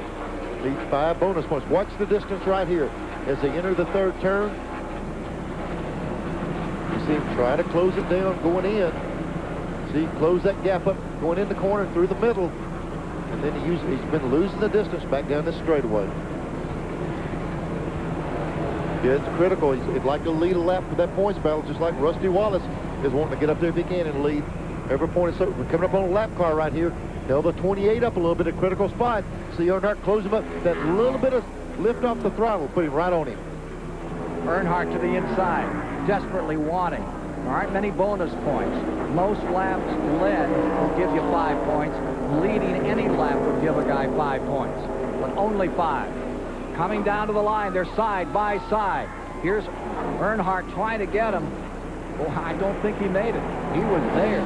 That's for first place. Keep in mind when we watch this about leading the lap, it's not scored at the start and finish line until the checkered flag. The scoring is done off of turn 4 at the line up until the last lap. So he's got to lead back around this lap. Indeed. Good point. And he's coming around this time. It's right as you come off 4 until that last lap. Or in the matter of scoring them. Right there. Right there. Just as they went across, the scoring stand is down there. All scoring is done there until the last lap. Except if you're making up a lap. Yeah, if you're making a lap at the start-finish line. 18th race that Earnhardt has led this year out of the 26 previous. We're in race number 27. Maybe we need to get Dick Berger or somebody back in the 28 pits and see if that miss has come back, or has Earnhardt picked up the pace. Earnhardt leading for the first time this afternoon. Irvan in 2nd. This race with this many cars running, we only have 2 cars back. The Butch Mock car, Bodine, and the 85, and let's see where the 85 is. We need to check on 85. I think Sauter has come back out many laps down, but he's running, so only 1 has fallen out. If either Wallace or Earnhardt should have a problem here, it would make a major difference in the point battle. 3 races to go. Rockingham, North Carolina, then Phoenix, Arizona, and finally November 14th, Atlanta, Georgia. Now there's Rusty Wallace, who is running in 5th. Remember, he is running in the lead lap. Earnhardt, Irvin, Mark Martin, Jeff Gordon, Rusty Wallace make up the top 5. So what do you think? Ooh, look at this. Right back comes Ernie Irvin another time. For first. Yeah, I was wondering if he had a miss or something. It looks like that thing's not missing much. He's coming back. Let's go down to Johnny Hayes. Yes, I just talked with Robert Yates. He said the car still has a slight hesitation or miss, plus the weather conditions made the car start pushing. The cloudiness is making these cars push, and so it has affected them somewhat.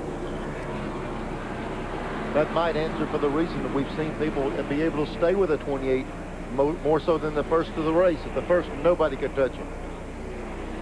Now take a look at the top 5 and the interval between them as they come around here. Irvin going back in front and stretching to a 10-car length advantage. Earnhardt stays in second. Now let's look back and see what the difference is. 165, 166 complete. Next time by, it's 10 laps to halfway. Well, there you see the interval from the leader, Dale Earnhardt, back to Rusty Wallace. We'll have more from the Mello Yello 500 in Charlotte after these messages.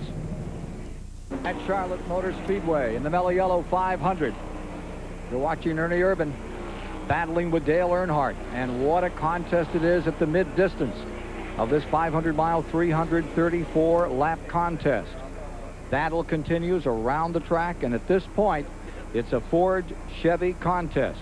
The rest of the race is very stable for the moment. Earnhardt came up, gave Irvin a very good run, now is settled back into second place. Earlier this week, U.S. Air Force Reserve Commander's Performance Award was given by Lieutenant Colonel Ron Hall to Jeff Gordon. Hi, racing fans. This is Lieutenant Colonel Ron Hall presenting another Air Force Reserve Commander's Performance Award. But before I do, I wish to say that because of budget restraints, I regret that this will be the Air Force Reserve's last presentation. From the depth of my heart, I wish to thank Ken Squire and his staff and all you racing fans out there for what has been a tremendous 7 years for me and 10 years for the Air Force Reserve. Now for today's events, with me today to receive the Commander's Performance Award is Mr. Jeff Gordon. Jeff, congratulations on your winning the pole for the Mello Yello 500. Jeff, this award is very special for the Air Force Reserve because it recognizes individuals who have exceptional leadership and talent while participating in a team sport. Jeff started racing at the age of 5. He's come up through the midget circuit into the Grand Nationals. Now he's in the Winston Cup. Jeff, the Air Force Reserve is excited about your future. Please accept this award on behalf of the Air Force Reserve. I'd just like to thank the Air Force for their involvement in racing. I think it's very exciting. I'm very honored and very proud to receive this award. Thank you. Good recipient, Jeff Gordon, running fourth at the present time, set on the pole at 177 miles an hour, the 22-year-old from Pittsburgh, Indiana. He's just behind Ernie Irvin, Dale Earnhardt, and Mark Martin. Pretty good company for a kid from Indiana these days. Hoosier now out of Indiana, originally California lad. There's Roger Penske, Don Miller right to his right, and Don Miller, of course, the man who is directly in charge of car number 2. Roger Penske overseeing that car, and I'm sure he's giving some instructions up there. Hey, I tell you what, that's just like Roger Penske. He could have any seat in the house, and he's standing up on the roof watching his race car run. Well, if the race ended right now with Earnhardt second and Wallace back there, Dale would gain 20 points, Wallace in fifth, and that would stretch that lead back to 92 points. But we're at half distance, and there's a long way to go in this one. As they say, something's got to give. You can't have these many cars running this. Why do you feel, Neil, that we're not seeing the kind of attrition that we've seen before?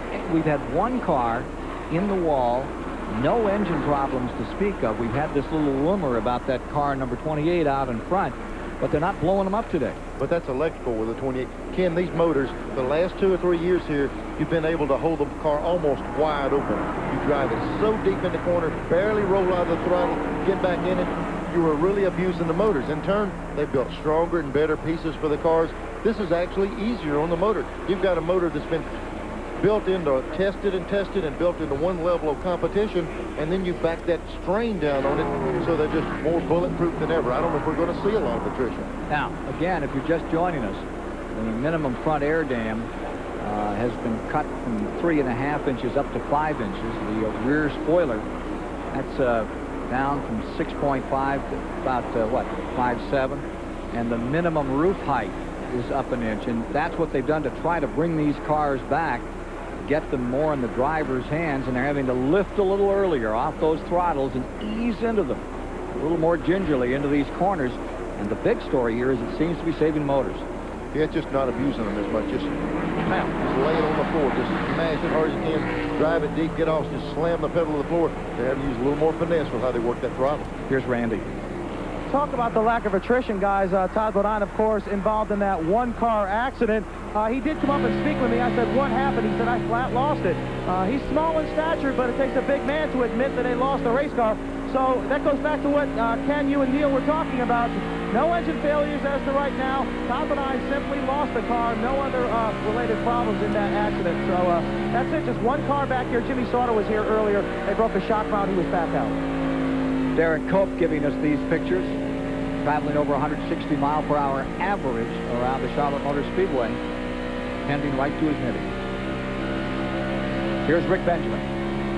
Well, Ken Squire, we've been racing now for about 2 hours, and we've noticed the conditions have really changed a lot here at the Charlotte Motor Speedway. We've talked about that in the last few moments. Johnny Hayes describing for us what it does to a race car, how it'll tighten up a race car. It's gotten very cloudy here. We went over to the NASCAR trailer where they keep a very close watch on the weather conditions. It's gotten very cloudy. A front has moved in, but they say there is no threat of rain. There are no thunderstorms in the area. It's cooled off, and it is darker now, but there's nothing to worry about in terms of getting the rest of the race in. So really, it's a matter of crews having to adjust to slightly different atmospheric conditions more than worrying about rain today. 25th position was Cope, running a couple of laps down with 180 of 334 now in the book. 24-degree banking, 1,500-foot straightaway, main straightaway, 1,300 feet in the backstretch. And right here, where you peel off into turn number 1, considered the quickest part of the course. Ernie Irvin continuing to dominate. Here you see the 25 car, Ken Schrader fighting with Dale Jarrett. That is a struggle for 10th position. Dale Jarrett had a bad qualifying time, trying to make up for it now. Closes in on Schrader. Struggle for 10th.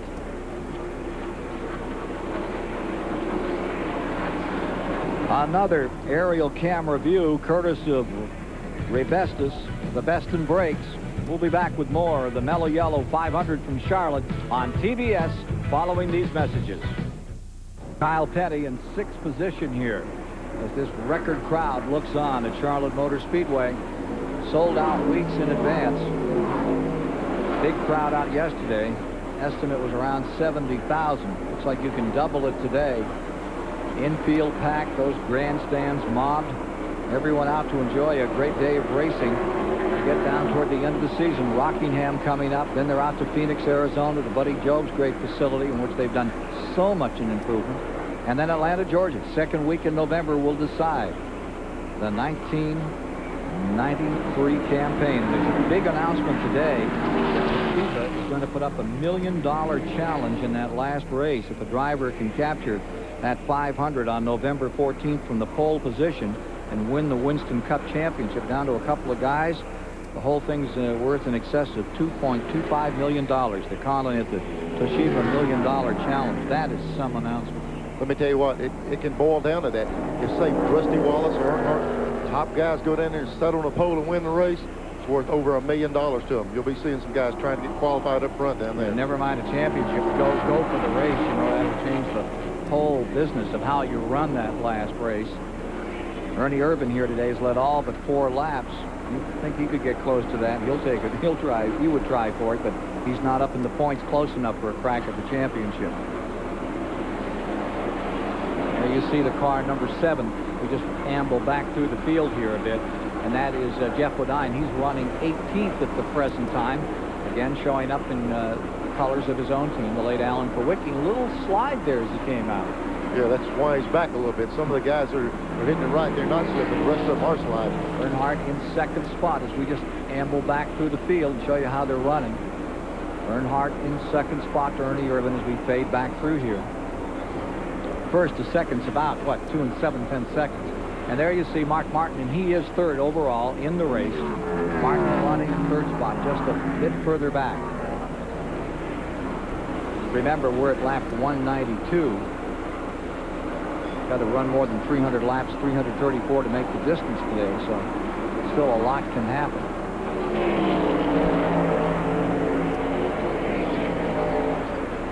Jim Sauter, he was in. He's running about 30 laps down, but he's back out here. So there's only one car that's officially retired with Sauter back on the track.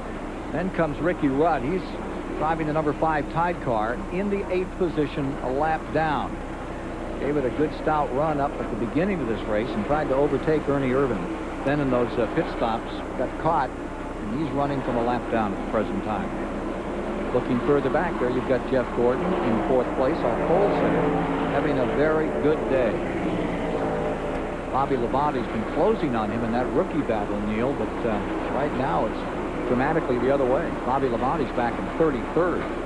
It's the first Mello Yello 500 he's ever ran. Got quite a run going. Just trails by 6 seconds to the leader right now. Now there you see Rusty Wallace. He is in pit spot in that Pontiac. Roger Penske a moment ago looking on. Not much you can do but wait a bit here. You're in that center part of the race where things have stabilized and you've got to ride it out for a while and get yourself set up for that last 100, last 50 miles. Take a look at the 52 car. Mike Wallace out of St. Louis. Jimmy Means number, Jimmy Means car. He's back there in 32nd position. First time he's ran in the Mello Yello 500 also. Yeah, you'd wish that Jimmy Means would have some good things happen. He sure gives it the best of the tries. He's 42, Kyle Petty, running in 6th position in the race. Kyle coming down by.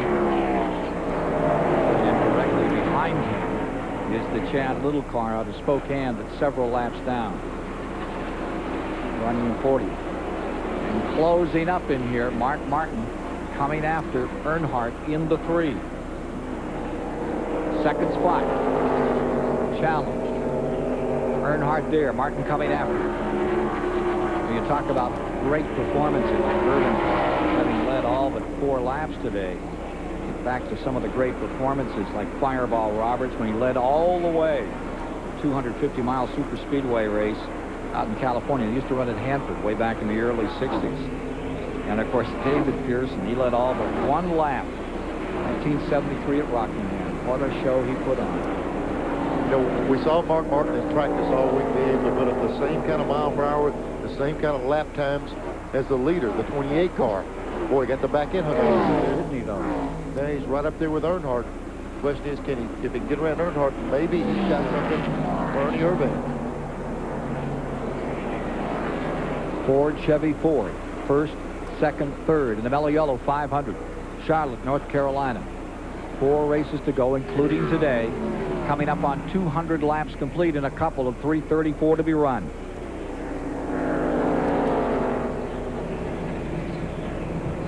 See him going around some lap cars, so Earnhardt work off right down the front straightaway. Mark Martin directly in behind him. When you have to go around one of these lap cars, if you clear him before you get the corner, it makes a big difference. Earnhardt was able to clear that car. Mark Martin had to go around him and look at the gap open up. Just a little bit of not being able to use the bottom of that track cost him about 6 positions. Bobby Hamilton. 6 car lengths, I'm sorry, Ken. Lap car on the inside. Bobby Hamilton there, Neil. Keeping it tucked down, let him get through. We'll take a commercial break right now as Ernie Irvin continues to stomp and storm through the field here this afternoon at Charlotte. More of the action coming up shortly. I want to let you see the Michelangelo of a drill press. This is 73-year-old James Luter. He's been around this thing from day one. He's 5 times All-Pro, best machinist in the world. This is the man and everybody's hero on pit road. What a guy. James Luter. When he says drill press, not that, but all the mills, everything it takes to make the parts for that 28 car, I'm telling you, the man is quite a machinist. 204 laps are complete. Getting back into a pit stop period here. Mark Martin closing in again on Earnhardt in the number 3. That's for second spot as Ernie Irvin continues to dominate. We'll check that interval between first and second spot for you another time. 4 3/10 seconds between first and this battle for second. Now take a look at this race story. Usually this goes about 15 minutes. There are all these lead changes, all these cautions. Well, here's the race story today, folks. That's the Fram race story. I tell you what, Hello? I'm glad up at the top of the show we were showing all the crashes, the wrecks, and all the cautions that were going to happen. But it's pretty evident we didn't know a darn thing about what we were talking Those about. poor folks from Fram, Neil, they thought, my gosh, that's the best deal since sliced bread, because, you know, there's all those lead changes. And look what's happened here today. We've had 5 lead changes among 3 drivers and only 1 caution on the day.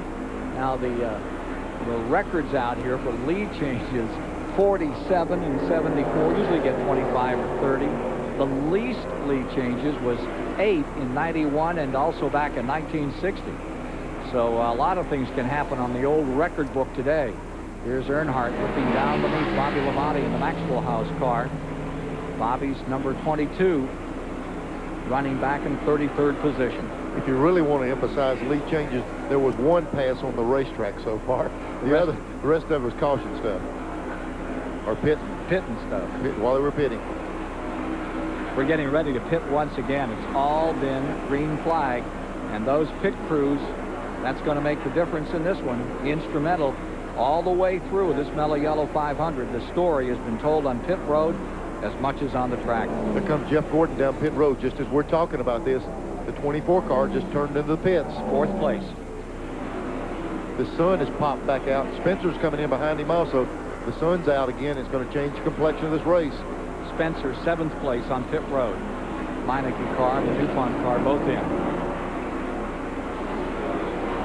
Looks like the lemming instinct. They all come in here, follow each other right onto pit road. Once the word was out that Gordon's in, now you've got the 68, Greg Sachs, pulling onto pit road.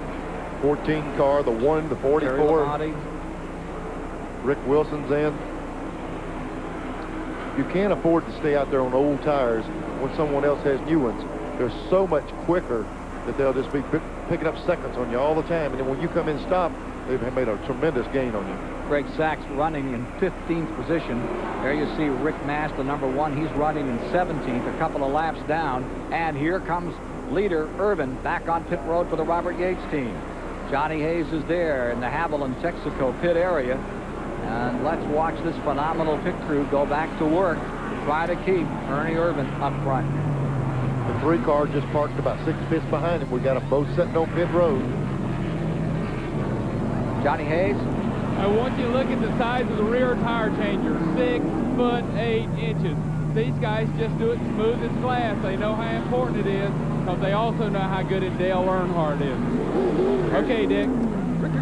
Richard Childress says the big difference between the 3 and the 28 is that Irvin runs better on a long run. So they just put 4 tires on it, and they hope they don't get so many long runs as we've had so far this afternoon. Dick, while you were saying that, we was watching both pit stops. It seems as though Earnhardt's guy picked him up about a second on the stop. We'll see what that does on the racetrack. Johnny Hayes. Mark Martin just came in. They're cleaning the window. Everything's fine. They just ran 1 extra lap, the lead a lap to get those important points. Stop's going smoothly. Nice shot. See him jacking the wedge in the car. Johnny, tell us any more about that Mark Martin team as they come back out? Well, they've just been taking it good and smooth, taking care of their car. I think they have a real shot to win this thing. They're the kind of people who play it real smart, close to the vest. Watch them closely. Let me tell you, one of the things as Harry Gant comes in that I like about John Hayes the most is he is the guy that was instrumental in starting an awards program for the guys on the pit road. The best jack man, the best tire man, the best carrier, those guys that no one ever talks about, and he got them money for it. He gives them a banquet once a year. He got some of the folks he's involved with, and they vote among themselves. All the crews vote, so it's a vote by your peers. and it's a heck of a program. And we kid a lot about Johnny Hayes, but seriously, when you talk about racing, nothing happens without those guys in the pits. And it was this fella Hayes that put that program together, and it probably is as meaningful as going to the Waldorf Astoria for the drivers that come December in that banquet, this little banquet in Charlotte. For these guys that are on the wall, get dirty 4 days a week, work 7 days a week on these race cars, it's a very special thing. Johnny, when they go there, what kind of, do you serve them a big meal like always? Oh, yeah, we take real good care of them, give them pretty trophies, let them bring their wife, their mothers, and dads. It's probably one of the highest emotional events we ever do, because it's great to see some of these big, old, rough, tough crew guys cry, and they do actually cry when they get that award. See, he likes to get everybody emotional. He'll either work on you or he'll work on me, but he loves to see people get emotional. I wish I could win. I'd bring my dogs and cats and everything. He's letting everybody go. 214 laps are now complete of 334 at the Charlotte Motor Speedway. It's still Ernie Irvan out in front. Ken Schrader is on pit road. We'll be back with more of the action of the Mello Yello 500 on TBS after this. One of these engines was filled with Castrol Syntec, a synthetic oil. Perhaps in the Rusty Wallace organization, we had a call a few moments ago that Wallace might be losing something in the way of fluid on the track. We're checking that out now. We'll see if there's any problem in the Wallace automobile. But meantime, Ernie Irvan is setting sail. Dale Jarrett is on pit road. They've got the hood up. That is never a good sign on the 18 car. Got the air cleaner off of that automobile's motor, Neil Bonnet. Yeah, it looks like they're working. Usually when that's happened, they're back there working their ignition system. The air cleaner actually covers over the distributor and everything. I don't know. It looks like they might be taking the carburetor loose on it. They've got a carburetor ignition problem. They say they are taking the carburetor loose. I saw them throwing rags in there to soak up the fuel as they take that stuff loose. So there's a new carburetor. That one coming off. Matter of fact, he's waiting on a new one. Let's go down to Johnny Hayes, see what's going on with the deal. Well, you're exactly right, Neil. This is not your first race. It's a carburetor linkage problem. They're going to have to fix it and get it back out there. I tell you what happens in a case like that. That linkage on the side of that carburetor, you open it up, open it close so many times it just broke the linkage off the side of the other carburetor. Here are Rusty Wallace in 5th place. Earlier in the event, whenever Rusty was able to hold off the leader and not go a lap down, it's really worked out well for him. He's in 5th place right now. Him and Earnhardt are still going at it in this points battle. 223 laps are complete. We have 7 cars in the lead lap. Irvan, Earnhardt, Martin, Gordon, Rusty Wallace, Kyle Petty, and Jimmy Spencer. Those 7 cars in the lead lap, averaging 156 miles an hour, which is about 3 miles over the record. Ernie Irvan looking to win his first Mello Yello 500 if he can keep it clicking as it is right now. 1988 winner Rusty Wallace, maintaining 5th. Don't you know these guys are getting tired of looking in the mirror and seeing this black and orange thing coming after them? Lap after lap, he just keeps chewing away, putting these guys lap down. I'm telling you, they got the 28 rolling now. There's Bodine right in front of them, going around him. He just put the 8 car down. Now he's after the... Oh, man, I tell you, the lap times that he's running, the race record, 153, average speed here, 156. I'd say they're getting it done today. Brett Bodine in the 26. He's running in 11th. He's shown as a lap down. The 29 car getting overrun another time. That car has fallen back through the day. That's Hillenberg. Hillenberg gets a Grand National effort each year, full season. He came down here and worked in the fast track racing school at Charlotte. Repairs on Jarrett went 2 minutes and 52 seconds, so that discounts him today severely. Jarrett falling well back for that very long stop. Ernie Irvan. It's been a fantastic display by the Robert Yates team. They came out and with Irvan won their first race at Martinsville. They started at Darlington. It's amazing how they seem to have gelled. Sometimes the chemistry works, Neil. Yeah, that car has always been extremely fast. Ernie fitted right into the car. You must feel the presence of Davey Allison every moment out there, Ernie. Well, you know, it's in our memory, and we kind of put him with the thought that he's just our teammate, and you know, everything we do, we always refer back to, well, when we look at the notes, it's everything Davey said during a race or during practice, and a lot of those things are giving us hints and things to what we need to do. So that's why we really consider him. He's still our teammate. He's still with us, and always will be.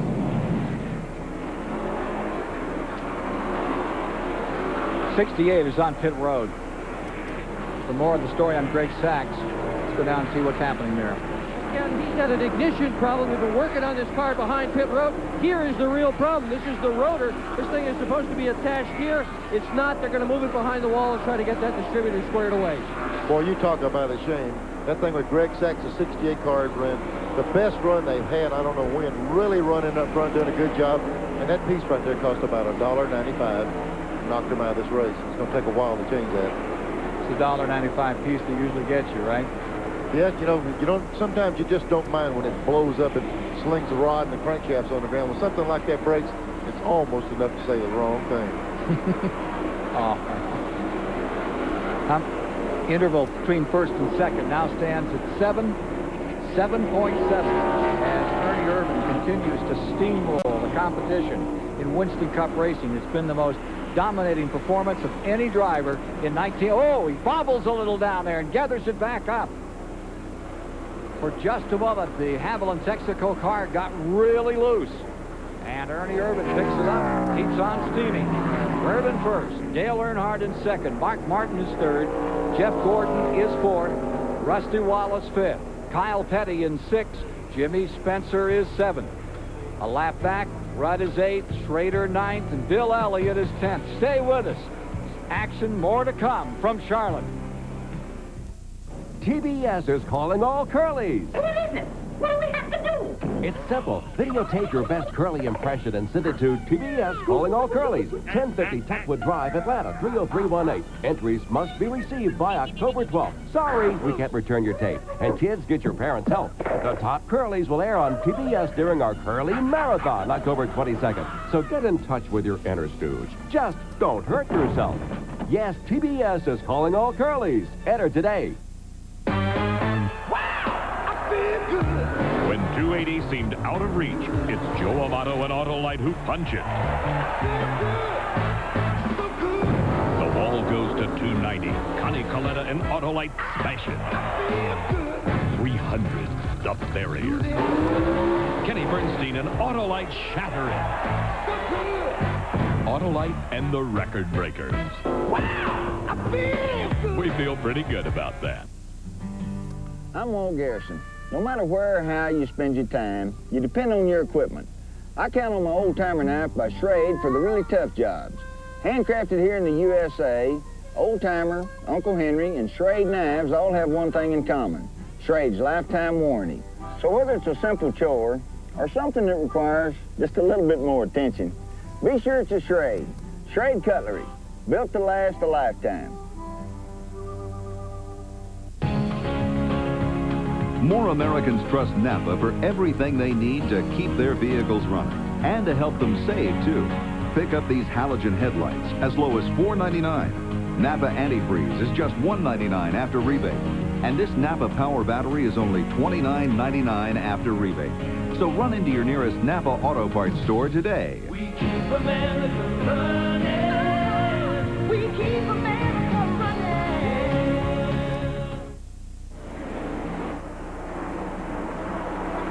How about this for second place?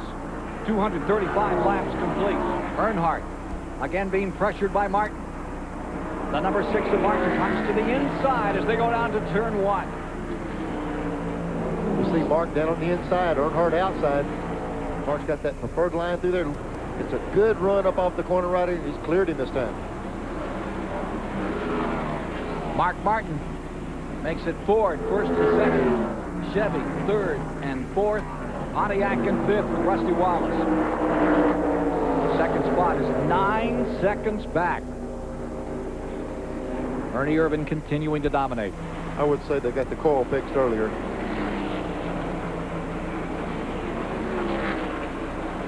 So there's Martin leading Earnhardt. They had a real war going early in the season. Mark Martin took a lot of exception to Earnhardt. He was in the press. They beat on each other a little. It's like the old days between Allison and Petty. Well, that sort of helps things along. They get out there, and it looks like they really mean it. Folks begin to think they're all too comfy and cozy and friendly. Not very friendly out there, that 63. Well, let me tell you what, you know, this sport grew out of those dirt tracks and those short tracks, racing, a little feuding here, a little fighting there. And I'm telling you, I've heard people say, boy, need to clean the sport up. Hey, let's don't get it so clean that there's not rivalry out there, that there's not animosity, there's not a guy who wants to beat another guy because he beat me last week. I'm telling you, the sport doesn't need to get so clean that we come out here and they review it like a horse race and say, that guy bumped me, he's disqualified. We don't ever get to that. Yeah. I mean, in the old days, you really, Curtis Turner, Joe Weatherly, those guys, they bounced and pushed and moved each other around. If I was on a horse, I'd want them to disqualify me if they ran into me. One of these things, all you do is hear a little tin rattle when they hit you. Yeah, sure. We talked a moment ago about perhaps a problem with a fluid leak on the 2 car. Rusty Wallace is steaming along in 5th spot. We've checked it out. There is no problem. Apparently another car was dropping oil. Rusty got some droplets of oil on his windshield, called the crew. Now they've discovered it's not their car, so they're not worried. They're in good shape for the rest of the race. If that's the case, Rick, what did he say he was steaming along? He had me nervous for a minute. 240 laps complete, this time by 360 of the 500 miles will have been run as they come back to the stripe with Ernie Irvan in command. 7 cars in that lead lap. Martin takes back over. He's a few seconds down to the leader, Ernie Irvan. Earnhardt stays 3rd. Gordon stays 4th. Wallace 5th. Kyle Petty 6th. Those Pontiacs back in 56. What an accounting by Rusty Wallace, who started 21st, and by Kyle Petty, who started 31st on the day and brought himself right up into the thick of the hunt. Yeah, we thought Kyle was having trouble earlier, but he's coming back. His car's getting better again. Look what, the sun's out. When it got cloudy, he might have got too tight. The sun's out. Kyle's working his way back to the front again. Here's Johnny Hayes.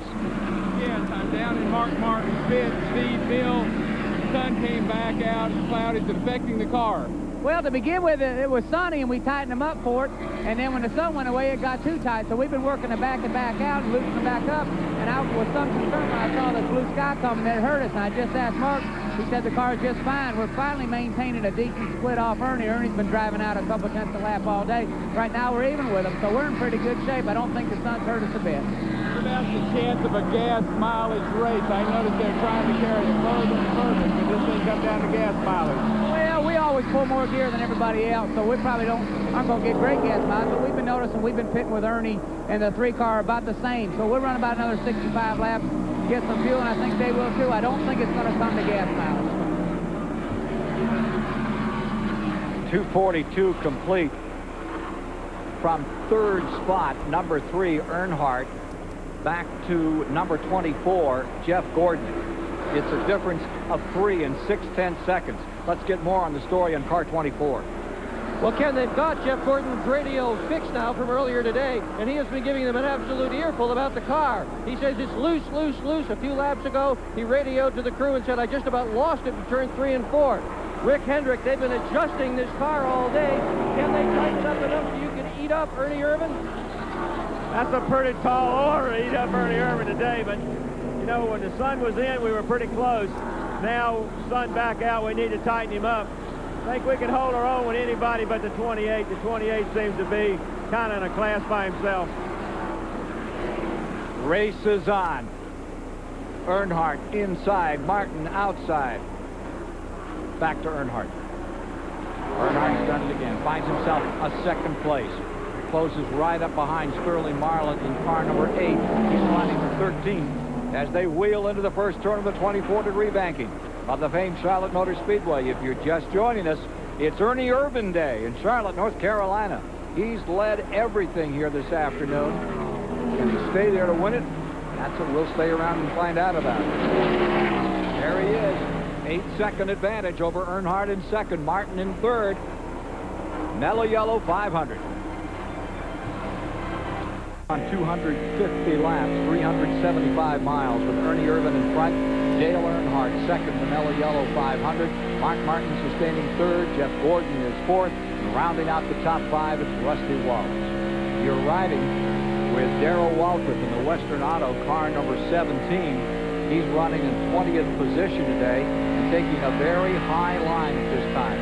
I thought he was a prospect to really have a good day in these conditions, but something's amiss. He keeps using that old Harry Gant line way up on the outside. Yeah, he can't get the car to stick like he wants to. Let's watch him go down in turn 3 here. You'll see him going. You've been seeing some of the lead cars able to turn right up in the bottom here. But watch where Darrell goes. Right up top. That's that old groove right around the top of the racetrack. Real close to turn 4 coming off right up by the wall. What do you get up there? What do you get up there? You get scared. You get that close to the wall to get your attention. But I'm just telling you what happens when you got a loose car. You have to run the car higher. You pinch it down, it even gets looser. So Darrell's running a high line because his car's a little bit loose. Yeah, so he doesn't have a whole lot of real estate left out there when he comes off that corner. And this corner right here, still running about 185 miles an hour. Roll out of the throttle, right up here. So I might hit this thing. Let's turn, crank her back left, and then watch how this wall juts out right here. Comes off that corner, you feel like you're going to run straight into it. Matter of fact, I have. So let's don't look at the windshield anymore. You look at anything else with it? I mean, check out anything? Section 3 had some interesting sights before. C section up there in the top. Here's Dick Berggren. I'm with Buddy Parrott on top of his pit box. Now, for a car that wasn't supposed to run today, you guys are looking pretty good. Can you adjust this thing to pick up some more spots still? Well, I really don't know, Dick. You know, the thing is, you know, we came over here qualified about 3 or 4 or 5 tenths off the pole, and we've got this thing down to about 2.5, 3 tenths, and we're going to make some adjustments on the last pit stop. We're real fortunate on that one caution to stay in the lead lap, and we'd like to get one of those 5-point bonus deals, but you know, I don't know. It's just we're going to work hard at it. The guys having excellent pit stops. Rusty's driving a smart race. He knows right now if we come out of here with a top 5 finish, we're going to be real happy. Did you hear that? Every single element of a team was mentioned in that little soundbite. Yes, indeed. You can't overlook that crew chief. I really like Buddy Parrott. I think he is a good guy. He gets down to basics. There's nothing too fancy about that stuff. And sometimes, remember when Roger Penske brought those cars down years ago? And he tried so hard, and he just didn't have any success. And they were sort of that leading edge technology. You get Buddy Parrott, and you get 3 squares a day, you get a pretty solid race car, and it pays off, as it has for a while. You know, Wallace would be in it. He hasn't had as many DNFs as Earnhardt, but when he's had some DNFs, they've been big time. I mean, that awful crash that he had at Talladega, the troubles that they took, all those kind of things have been really difficult because they left him way back in the numbers where he couldn't get the car back out and run for position.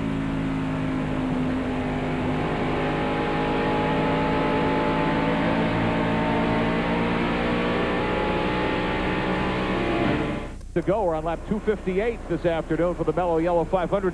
Really excited about our schedule here on TBS for the 1994 Winston Cup season. We'll be back at Charlotte for 2 dates, at Richmond for 2 dates, and back to Pocono next July. Hope you'll join us for the action. One of the cars that's had some mechanical problems, there haven't been many this afternoon, the number 20 Dick Moroso car being driven today by Bobby Hamilton, the FINA automobile. They've had plug wire problems. Let me show you this. This is one of the plug wires on the number 20 car. We just took this distributor cap and wire harness off the car. It was burned off. They've replaced it. Bobby Hamilton now back in the hunt. I tell you, that's easy to do on these cars because that particular part of the plug wire lays right against the stainless steel headers and it cooks them.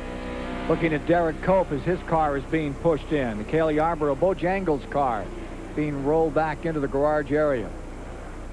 He'd had a good run, but it's not going to stay up, running in 25th when it ended. And take a look at this. Here's Martin and Earnhardt squaring off again. Earnhardt on the outside, Martin dipping down on the inside and taking second place. You realize that Bernie Irvin wasn't in a race of his own. We got a heck of a race going right here. These two guys have been going back and forth and back and forth. The only problem, we got the 28 car. Oh, we got one car right up against the wall off turn 2. I can't tell exactly who it is. But this two right here we're watching here have really... Bickle. Here comes Earnhardt again, right back on the inside. Rich Bickle scraped the wall going down the back straightaway, but there's no caution coming out, and Earnhardt is back up there to second spot. Thank you very much. 260 laps complete, get us to 390. We've completed 261. So that gets us to 391.5 miles down. Let me straighten out one thing. I said it backwards, didn't mean to. But Earnhardt has had only 2 DNFs. Wallace has had 5. The interesting thing is that in the top 5, when you get down to how many top 5 finishes each has had, well, then you have Wallace having 14 top 5 finishes, and Earnhardt getting Wallace having 16 top 5 finishes, and Earnhardt having only 14. So there's more being credited to Rusty Wallace in those top 5 finishes, but his losses have been the severe part, those awful crashes that he had. Yeah, let me tell you, just like right here, if you fall out of this race with a big 40-car field, you're in trouble. You go to a short track where they start 31 or 32 cars, and you fall out first, you still got a cushion or 2 in the 12 cars. You fall out of one of these big tracks, boy, let me tell you, the 44 just squared it up. He bounced it off the wall. Here's the 42 going under Rusty Wallace. That's for 5th spot. Here comes Rusty right back. While that was happening, I just looked off turn 4. I saw Rick Wilson really nail the wall. That's the second car that's gotten right out there and flattened out the right side. Rich Bickle did it a moment ago in the 45, and now the 44 of Rick Wilson does the same in 4. One incident in turn 2, but neither has brought out a caution. Pretty solid hit. Yeah, I saw the concrete fly off turn 4 a while ago. Rick Wilson is there. He's coasting down the back straightaway in the middle of turn 3. I didn't think he could make it very far, because, I mean, when I saw him, he was bouncing off of that wall.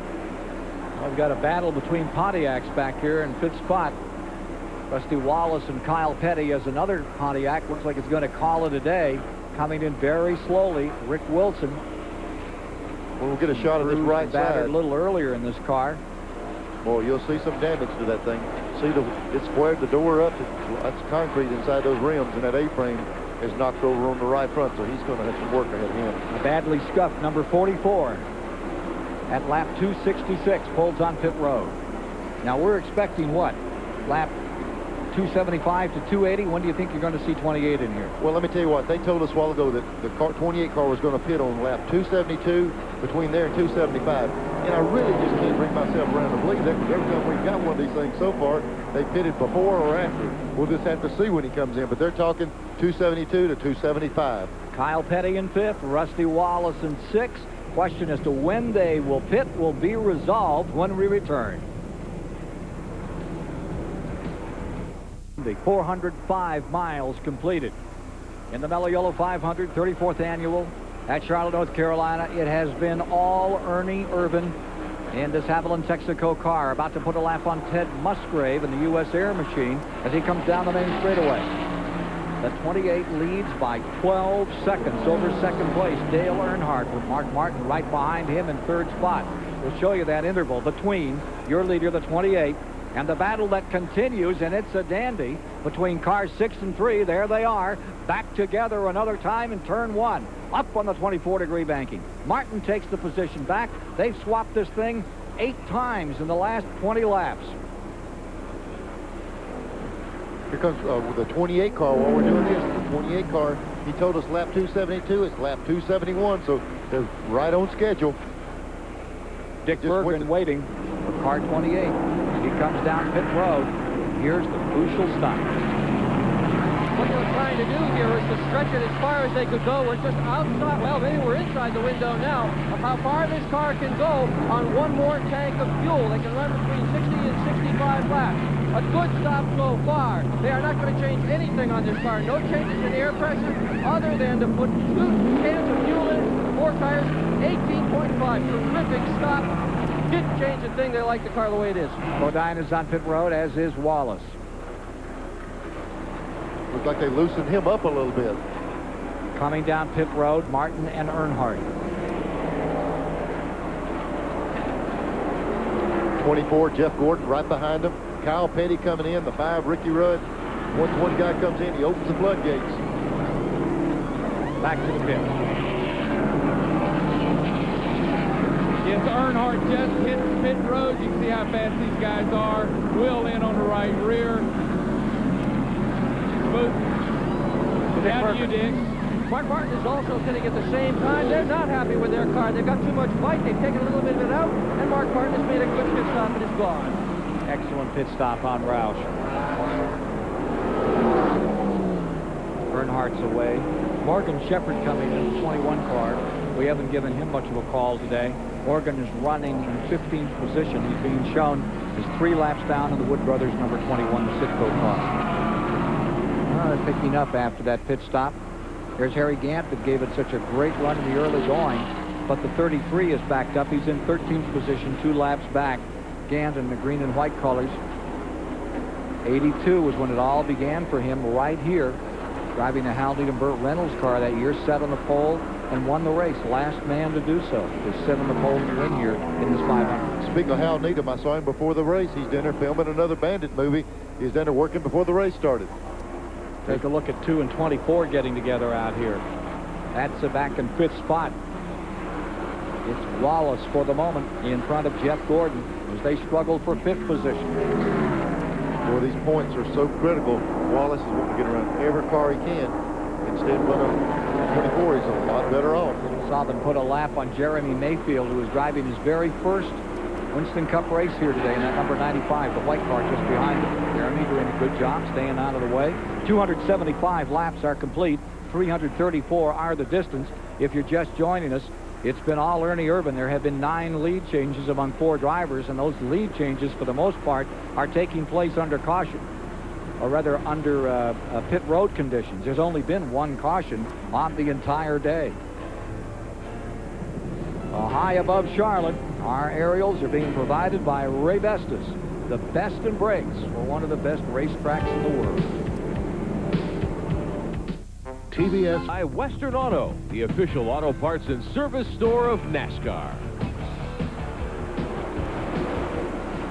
280 on the board, 334 the distance. So we're closing in on the finish, and it's been Ernie Irvan all day. This was supposed to be the showdown at Charlotte. It has been the show up for Irvan like he hasn't shown up in some time. He has absolutely decimated a field of 42 starters. He has made everybody else battle for second place in a class of his own as he laps Sterling Marlin another time.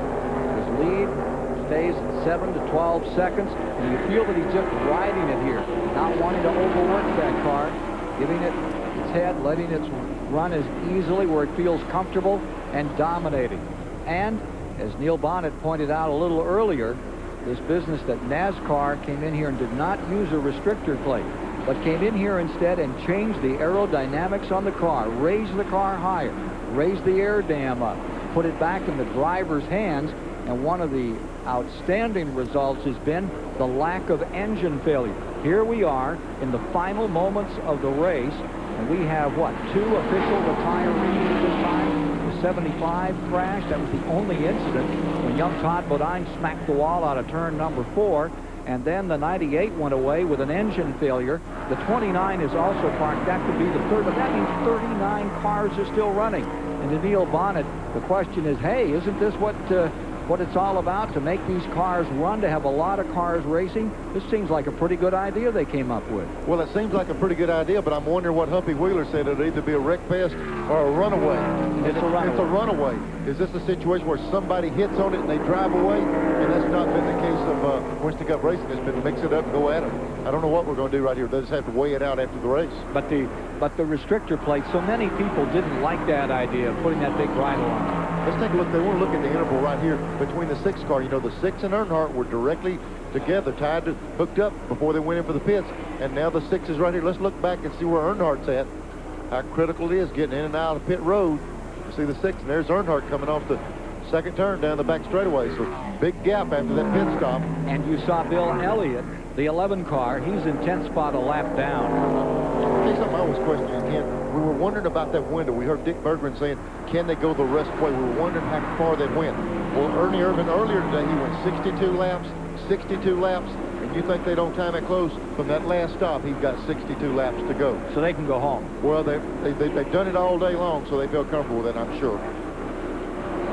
Give me an answer here. Would you rather see them use restrictor plates or do what they're doing here, Neil? I know what you're saying about making the races close, But this is really a driver's race out here today, and Ernie Irvan has definitely hit on the setup. He's hit on the combination. A lot of guys are going to look at that one real solid. Ken, if I could answer that with a proper answer, I'd be 2 booths over to the NASCAR side if they'd hire me tomorrow. The key is, how do you slow them down, how do you stabilize them, and how do you keep the competition real close?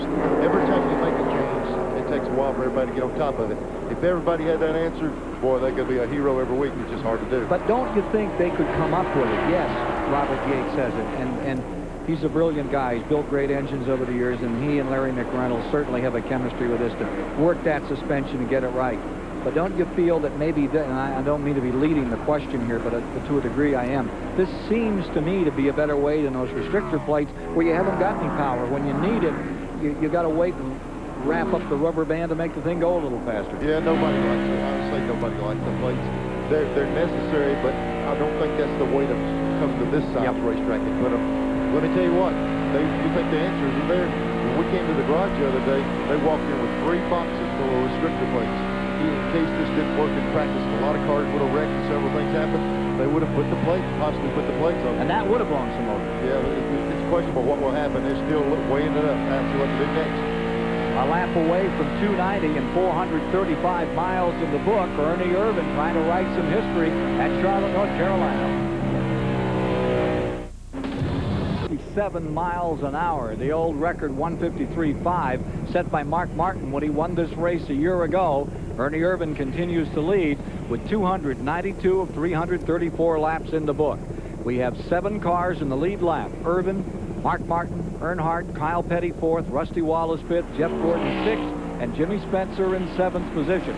Let's get an update on some of the other action here at Charlotte on this great racing weekend from the STP Pit Center. Here's a racing update.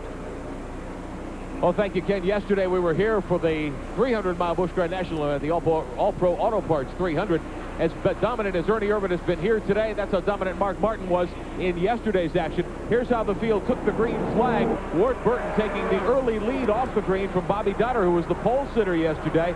And the field down the main straightaway, down the backstretch for the first lap. It didn't take Mark Martin very long to claim the lead in yesterday's event. He started third, grabbed the lead.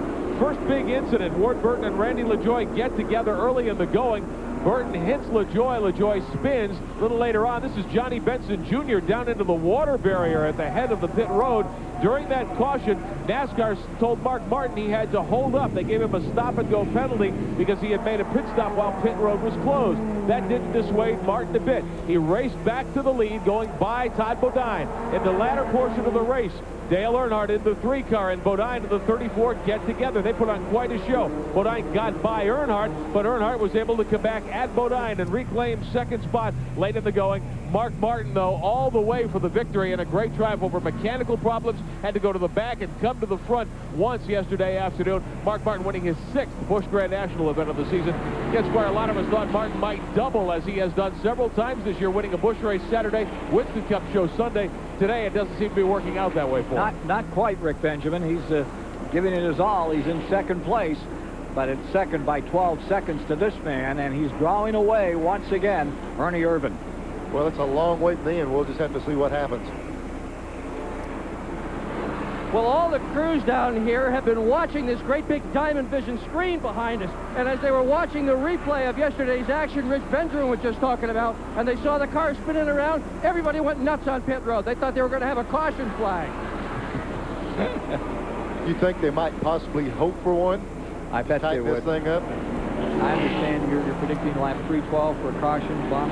Maybe debris, about 312. The air debris is going to be out here. No. We're at lap 296 right now, folks. Zeroing in on 300 laps, and we'll be back shortly with the Mello Yellow 500 on TBS. Ernie Irvan's race to win. Mark Martin trying to take it away. Coming around to complete right now, 300 laps, 450 miles, the final 50 underway. And there you see the old record being shattered. It was established just a year ago by Mark Martin. And now, Ernie Irvan looks like he's going to break it wide open with the fastest Mello Yellow 500 run in the course of the 34 years we've had this event in October. Dale Jarrett goes another lap down in car number 18, Joe Gibbs' car. I should be back with the Redskins today. They're back in 26th position. Not having much fun out there. Made a good run early, pulled up, and then it's gone the other way for Dale Jarrett and company. Yeah, when they had that carburetor problem, it really put them behind. Almost 14 seconds now between first and second. And Humpy Wheeler called it right. It was either going to be Rex Bruin or somebody was going to do a walkover here. And that's what's happening with Ernie Irvan right now as he seeks his 9th career win and his 3rd in 1993. You know, a lot of times the leader has to really work traffic. You see him coming up with this traffic, but he's running so fast and his car is doing so good. Traffic doesn't even seem to be a nuisance. When it comes to him, he gets around him so quick that's not even a problem for him. And I'm talking about some good race cars he's dealing with. This is his 5th start for Ernie Irvan in this race. And prior to his best performance was a year ago when he came home in 6th. That was when Mark Martin won it.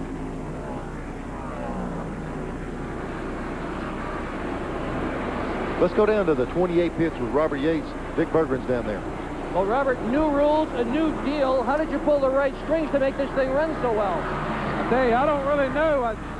Larry and Ernie and all the guys work on the car and the engines. They just busted their butt to come out here and beat them. So, evidently, I'm sure these other guys did too, but we must have just had it all fall in the right place. But we still got 30-something laps to go. Ain't over till she's over. Well, I don't know what it's going to take to call it over, but the checkered flag is going to be the thing, I'm sure. If that thing keeps running, they're going to do something spectacular to run him down. Let's check the cars out of the race. We're showing 4. We talked about the Bodine car. That was Todd Bodine. That was the only car that has crashed. The 98 car, that's gone away. Derek Cope. The 29 car, which is Hillenberg, that too has gone away. We're now getting a report on a couple of others. The 85 has called it a day. Remember, Jim Sauter had trouble early, went down about 30 laps. They've gone back behind the wall and hung it up for the afternoon, put the helmet away. And also, we see that Rich Bickle of Edgerton, Wisconsin, and the Bullseye Ford, they've also hung up the goggles. So, it stays Irvan 1st, Martin 2nd, Earnhardt 3rd, and Ernie Irvan plays this like a flycaster. He just drops that 28 out a little and reels it back to do pretty much what he wants most of the distance here. And then once again, do you believe that fish story Robert Yates was telling you about? Gosh, they have no idea what made this thing run like this today. Well, I'll tell you what, you can hit and miss on these deals. When you make major changes, I mean, a team like Robert Yates with Larry McReynolds doing the chassis work, you got a lot going in your direction. Start with caution now. Caution coming out. Yellow is on the track. Caution is out at lap 306. You missed by 6 laps, Bonnet. That'll cost you a quarter. Lap 306, Yellow coming down. Now, I can't see for why. I'm telling you. You were right. It might have been Pierre Debris.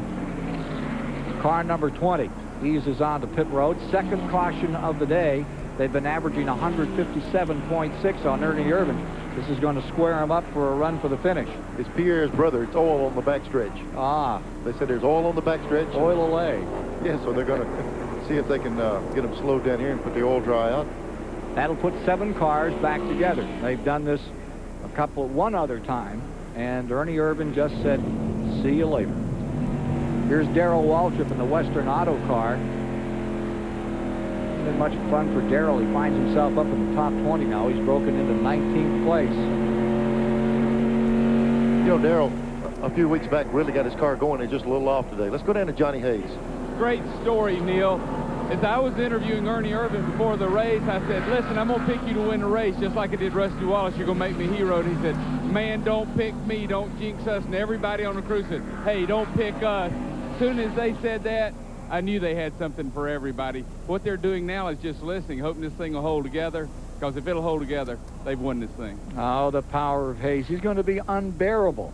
First he picked Wallace at Richmond. Now he says, after the fact, pretty well along, stay tuned, folks. Pit road is where the action has been. We're seeing the cars a lap down now on pit road. All 7 of the leaders you're watching live as those cars down a lap all come in. Moments ago, the front 7 came, and that's where the real story is. Let's take a look and replay, Neil Bonnet, as to what went on up there. Get a shot at it. We saw Mark Martin. We saw the 28 car. Watch on the right rear. See the man on the 28 car. He put a half around the wedge. He loosened the car up. It looked like he turned it down, which loosened that car up. Ernie needed a hammer. Look at Mark Martin. Looked like about 2 rounds on the right rear. Good indication of 28. Real close. Mark Martin put about 2 rounds in his. Quick stops by both teams. About 18 seconds. Rusty Wallace came out. So they're all back there again with 7 cars. They're showing 8 in the lead lap now that Rudd has picked up with his pit stop and has gone back into that lead lap. We'll see about that in a moment.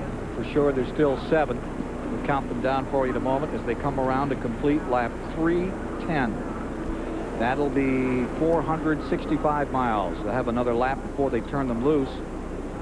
The Charlotte promoter is a man who likes to take as few chances as possible. He likes to hedge his bets, H.A. Wheeler. In his unending quest to thrill the fans, he ensures against a dull day in many ways, not the least of which the famous Humpy World pre-race program. Now here's the cultural climax of this year's edition. The vehicle you are going to be watching here is what else? A garbage truck. A garbage truck, of all things. And I guess that set a record for garbage trucks. Yeah. Largest garbage truck jump in history right there, folks. We didn't want you to go home without seeing it. Look again at this magnificent moment.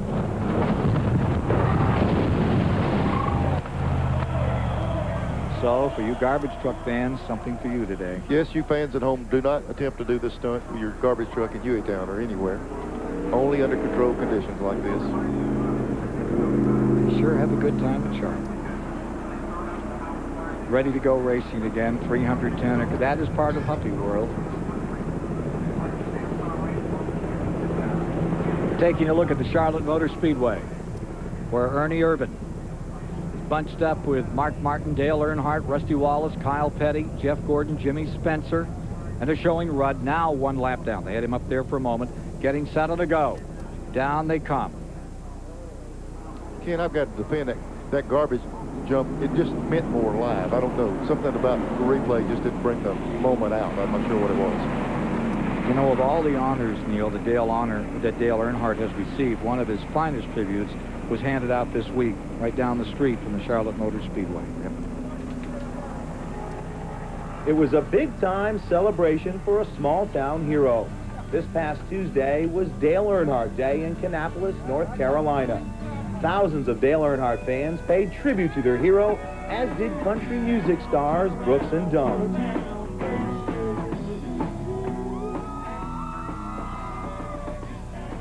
But of course, the loudest cheering was reserved for Dale. The man who is known as the Intimidator admitted to having butterflies in front of his home folks as he was presented the key to the city. Later that evening, a celebrity dinner was held as war stories were traded and accolades handed out. Neil, Dale Earnhardt pitted. He didn't change anything. They just changed tires. He looked very relaxed. The crew looked relaxed. All they did is change tire stagger. Said the car was pushing a little bit tight. He might have something for him. I'll tell you what, he's got something for him. He better show it, because that 28's up front, and he'll be gone if they're not careful. Earnhardt in third, Martin in second, Irvin leading, Rusty Wallace back and forth, Kyle Petty fifth, Gordon sixth, Spencer seventh on the break. They go back under green at lap 312, 334. The ultimate range here today. Back straightaway, Martin closing in. A couple of Fords up in front. Earnhardt Chevy trying to stick with him. Rudd's lap car just in front of Earnhardt. Earnhardt scoops him up coming out of fourth. Here comes Wallace and the Pontiac right back into it. Down the inside on Rudd. Looks like Rusty's going to make that pass on Rudd also. He needs to stay right there with Earnhardt. They're going to battle this thing down the wire with the points. 30 laps to go this time by. Back straightaway. Martin trying to close. Irvin trying to draw away. Gets him by about 2.5 car lengths. Then Martin coming into the corner, closes down again, and Earnhardt pulls up.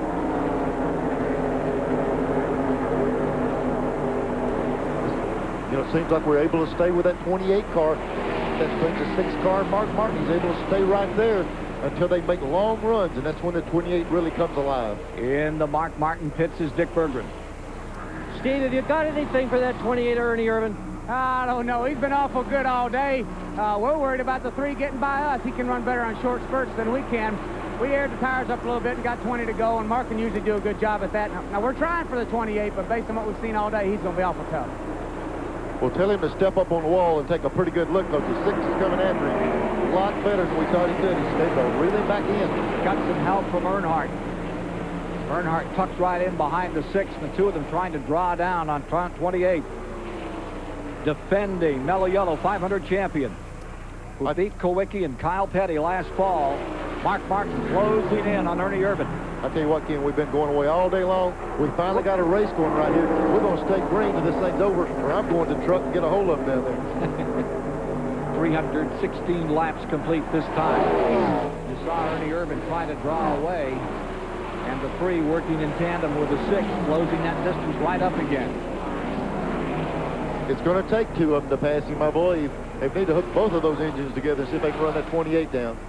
Mark Martin 4th in Winston Cup points. Point story is not a big thing with Ernie Irvin right now. And look at this 24, just shoot down the inside. That's Jeff Gordon for 5th. Kyle Petty falls to 6th. Kyle coming right back, and here comes Jimmy Spencer. Spencer rolling out in the black and yellow car. If you just joined us, that's Spencer in number 12. He stayed in the lead lap all day for Bobby Allison. And Jimmy Spencer rim riding from 7th spot, going back for 6th on the outside of Kyle Petty. Kyle says, thank you, I think I'll... Spencer fought hard to keep that lap back, get it back earlier in the day. Paying off for him right now. This was the race where we first saw Jimmy Spencer drive for Bobby Allison a year ago, and he had a great finish in this event. Seems like it was 4th and 5th, just a terrific run. And here he is right back in it again. With Schrader around the outside of Gant. Spencer worked that high line. A bit higher on the track. Now he's back down the inside. Look at Harry Gant back there in 12th in that number 33. Himself a lap down, but he's still giving a good accounting out there. Yes, I was talking with Will Lynn, Dale Earnhardt's tire changer, and I said, do you have anything for him at all? He said, man, I don't know. I didn't think we had a chance at the Winston. Earnhardt won it. He gets up in a spot like that, he smells the blood. He's liable to do anything. Don't count him out. This last couple of laps, so we're seeing a little separation from 1st, 2nd to 3rd. Mark's able to pull. We see the 6 car, Mark Martin, pull up off of that corner. We heard Steve Miller say earlier today, we pull a lower gear than most people. We're not going to get good mileage. Well, the heck with the mileage. That 6 car is jumping off of that corner. Cool, consistent performance by Ernie Irvin, but Mark Martin is just driving the wheels off that number 6. It's when that gear comes in handy. Pulling those low gear ratios really jumps you off the corner. Now watch right here. Mark Martin, see that little bit of gap where he's been able to close it is when he gets in the throttle up off of this corner. Look at the 28. Hey, that thing don't need a low gear a lot of times. He's got brute horsepower in that car. Mark Martin. First full time this year, trying to make it 5. Successful at Darlington back in September. At Watkins Glen on the road course. August at Michigan. August in Bristol. Mark Martin, those 4 in a row, and then Rusty Wallace stopped him cold.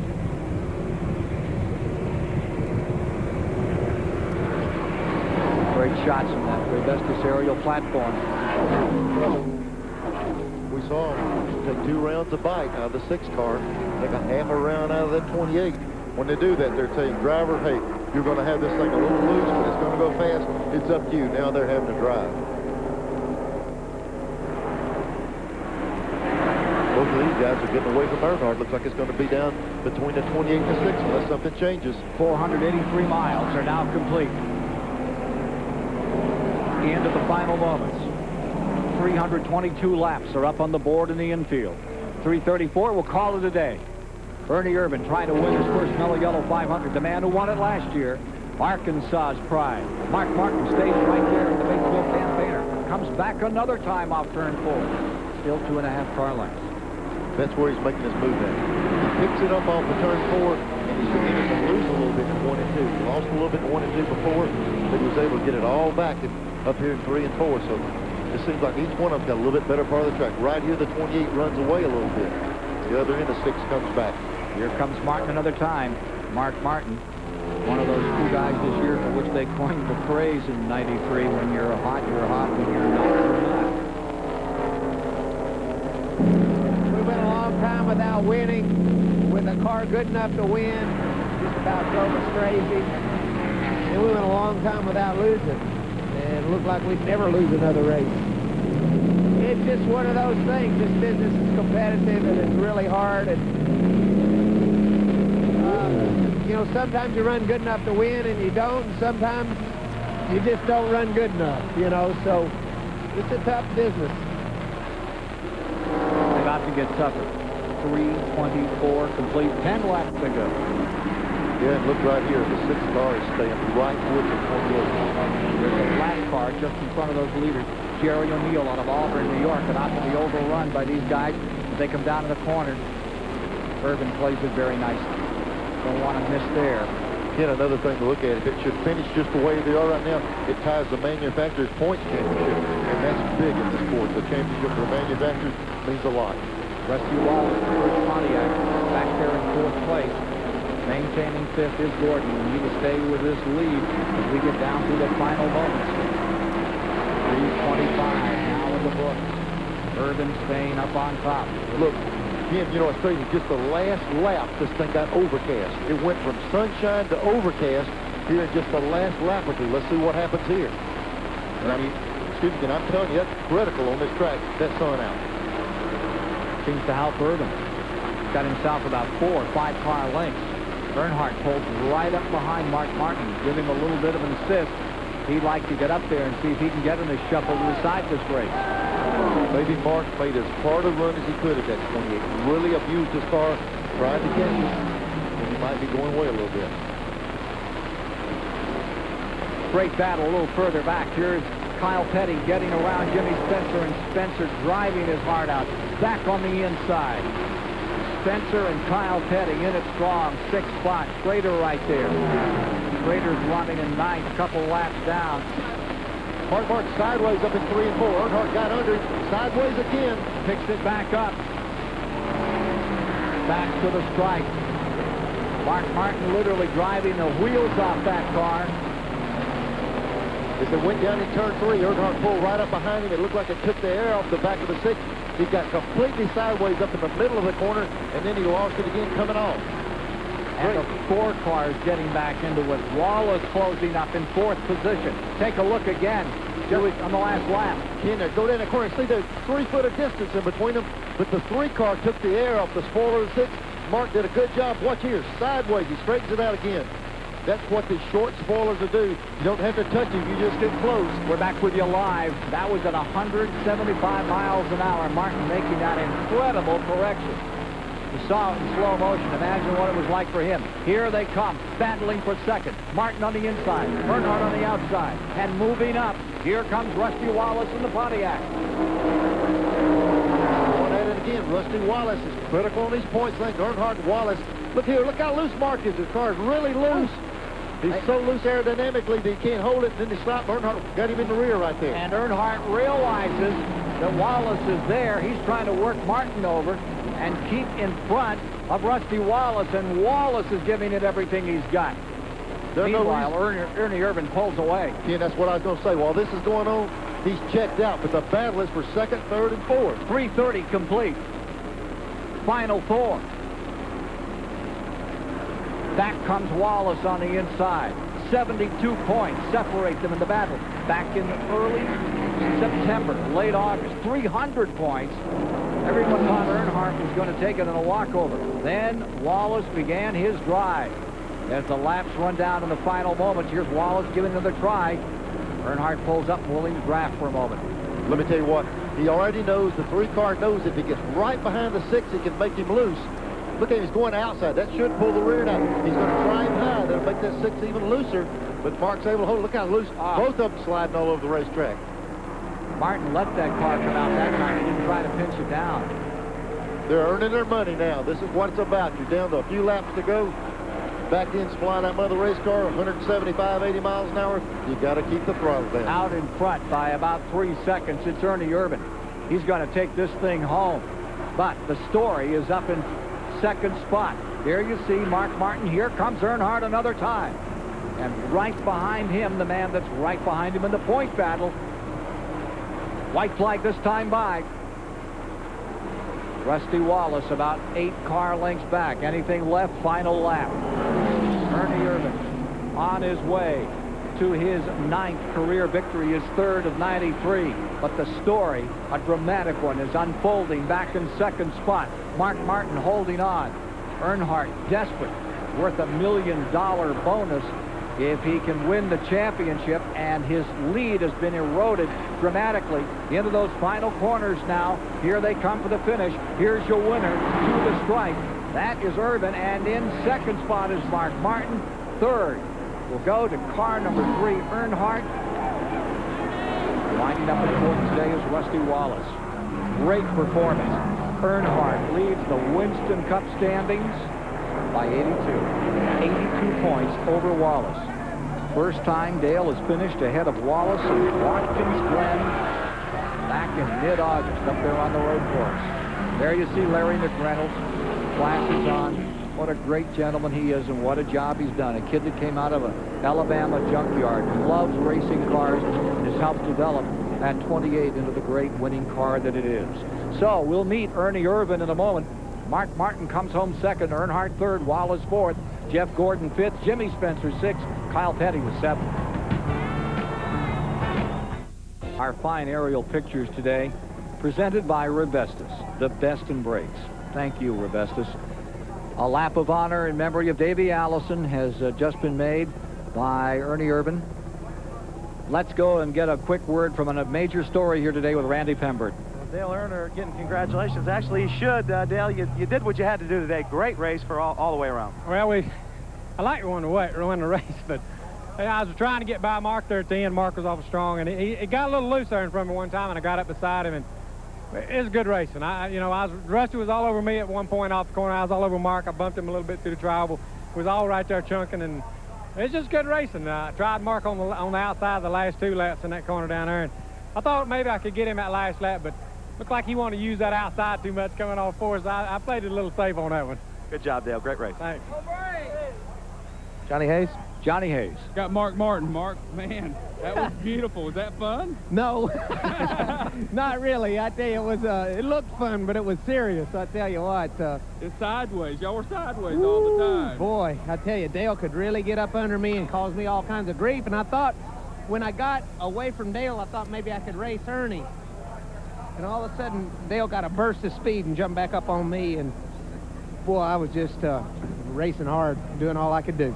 It was a great job. We enjoyed watching it. Well, thanks. This team did a great job on pit road, got me out good when we needed it. And that Valvoline car needs a little tuning to run with that 28. Let's go down to Victory Lane and meet the man that they want to tune up for when they go to Rockingham, Phoenix, and Atlanta to finish the year.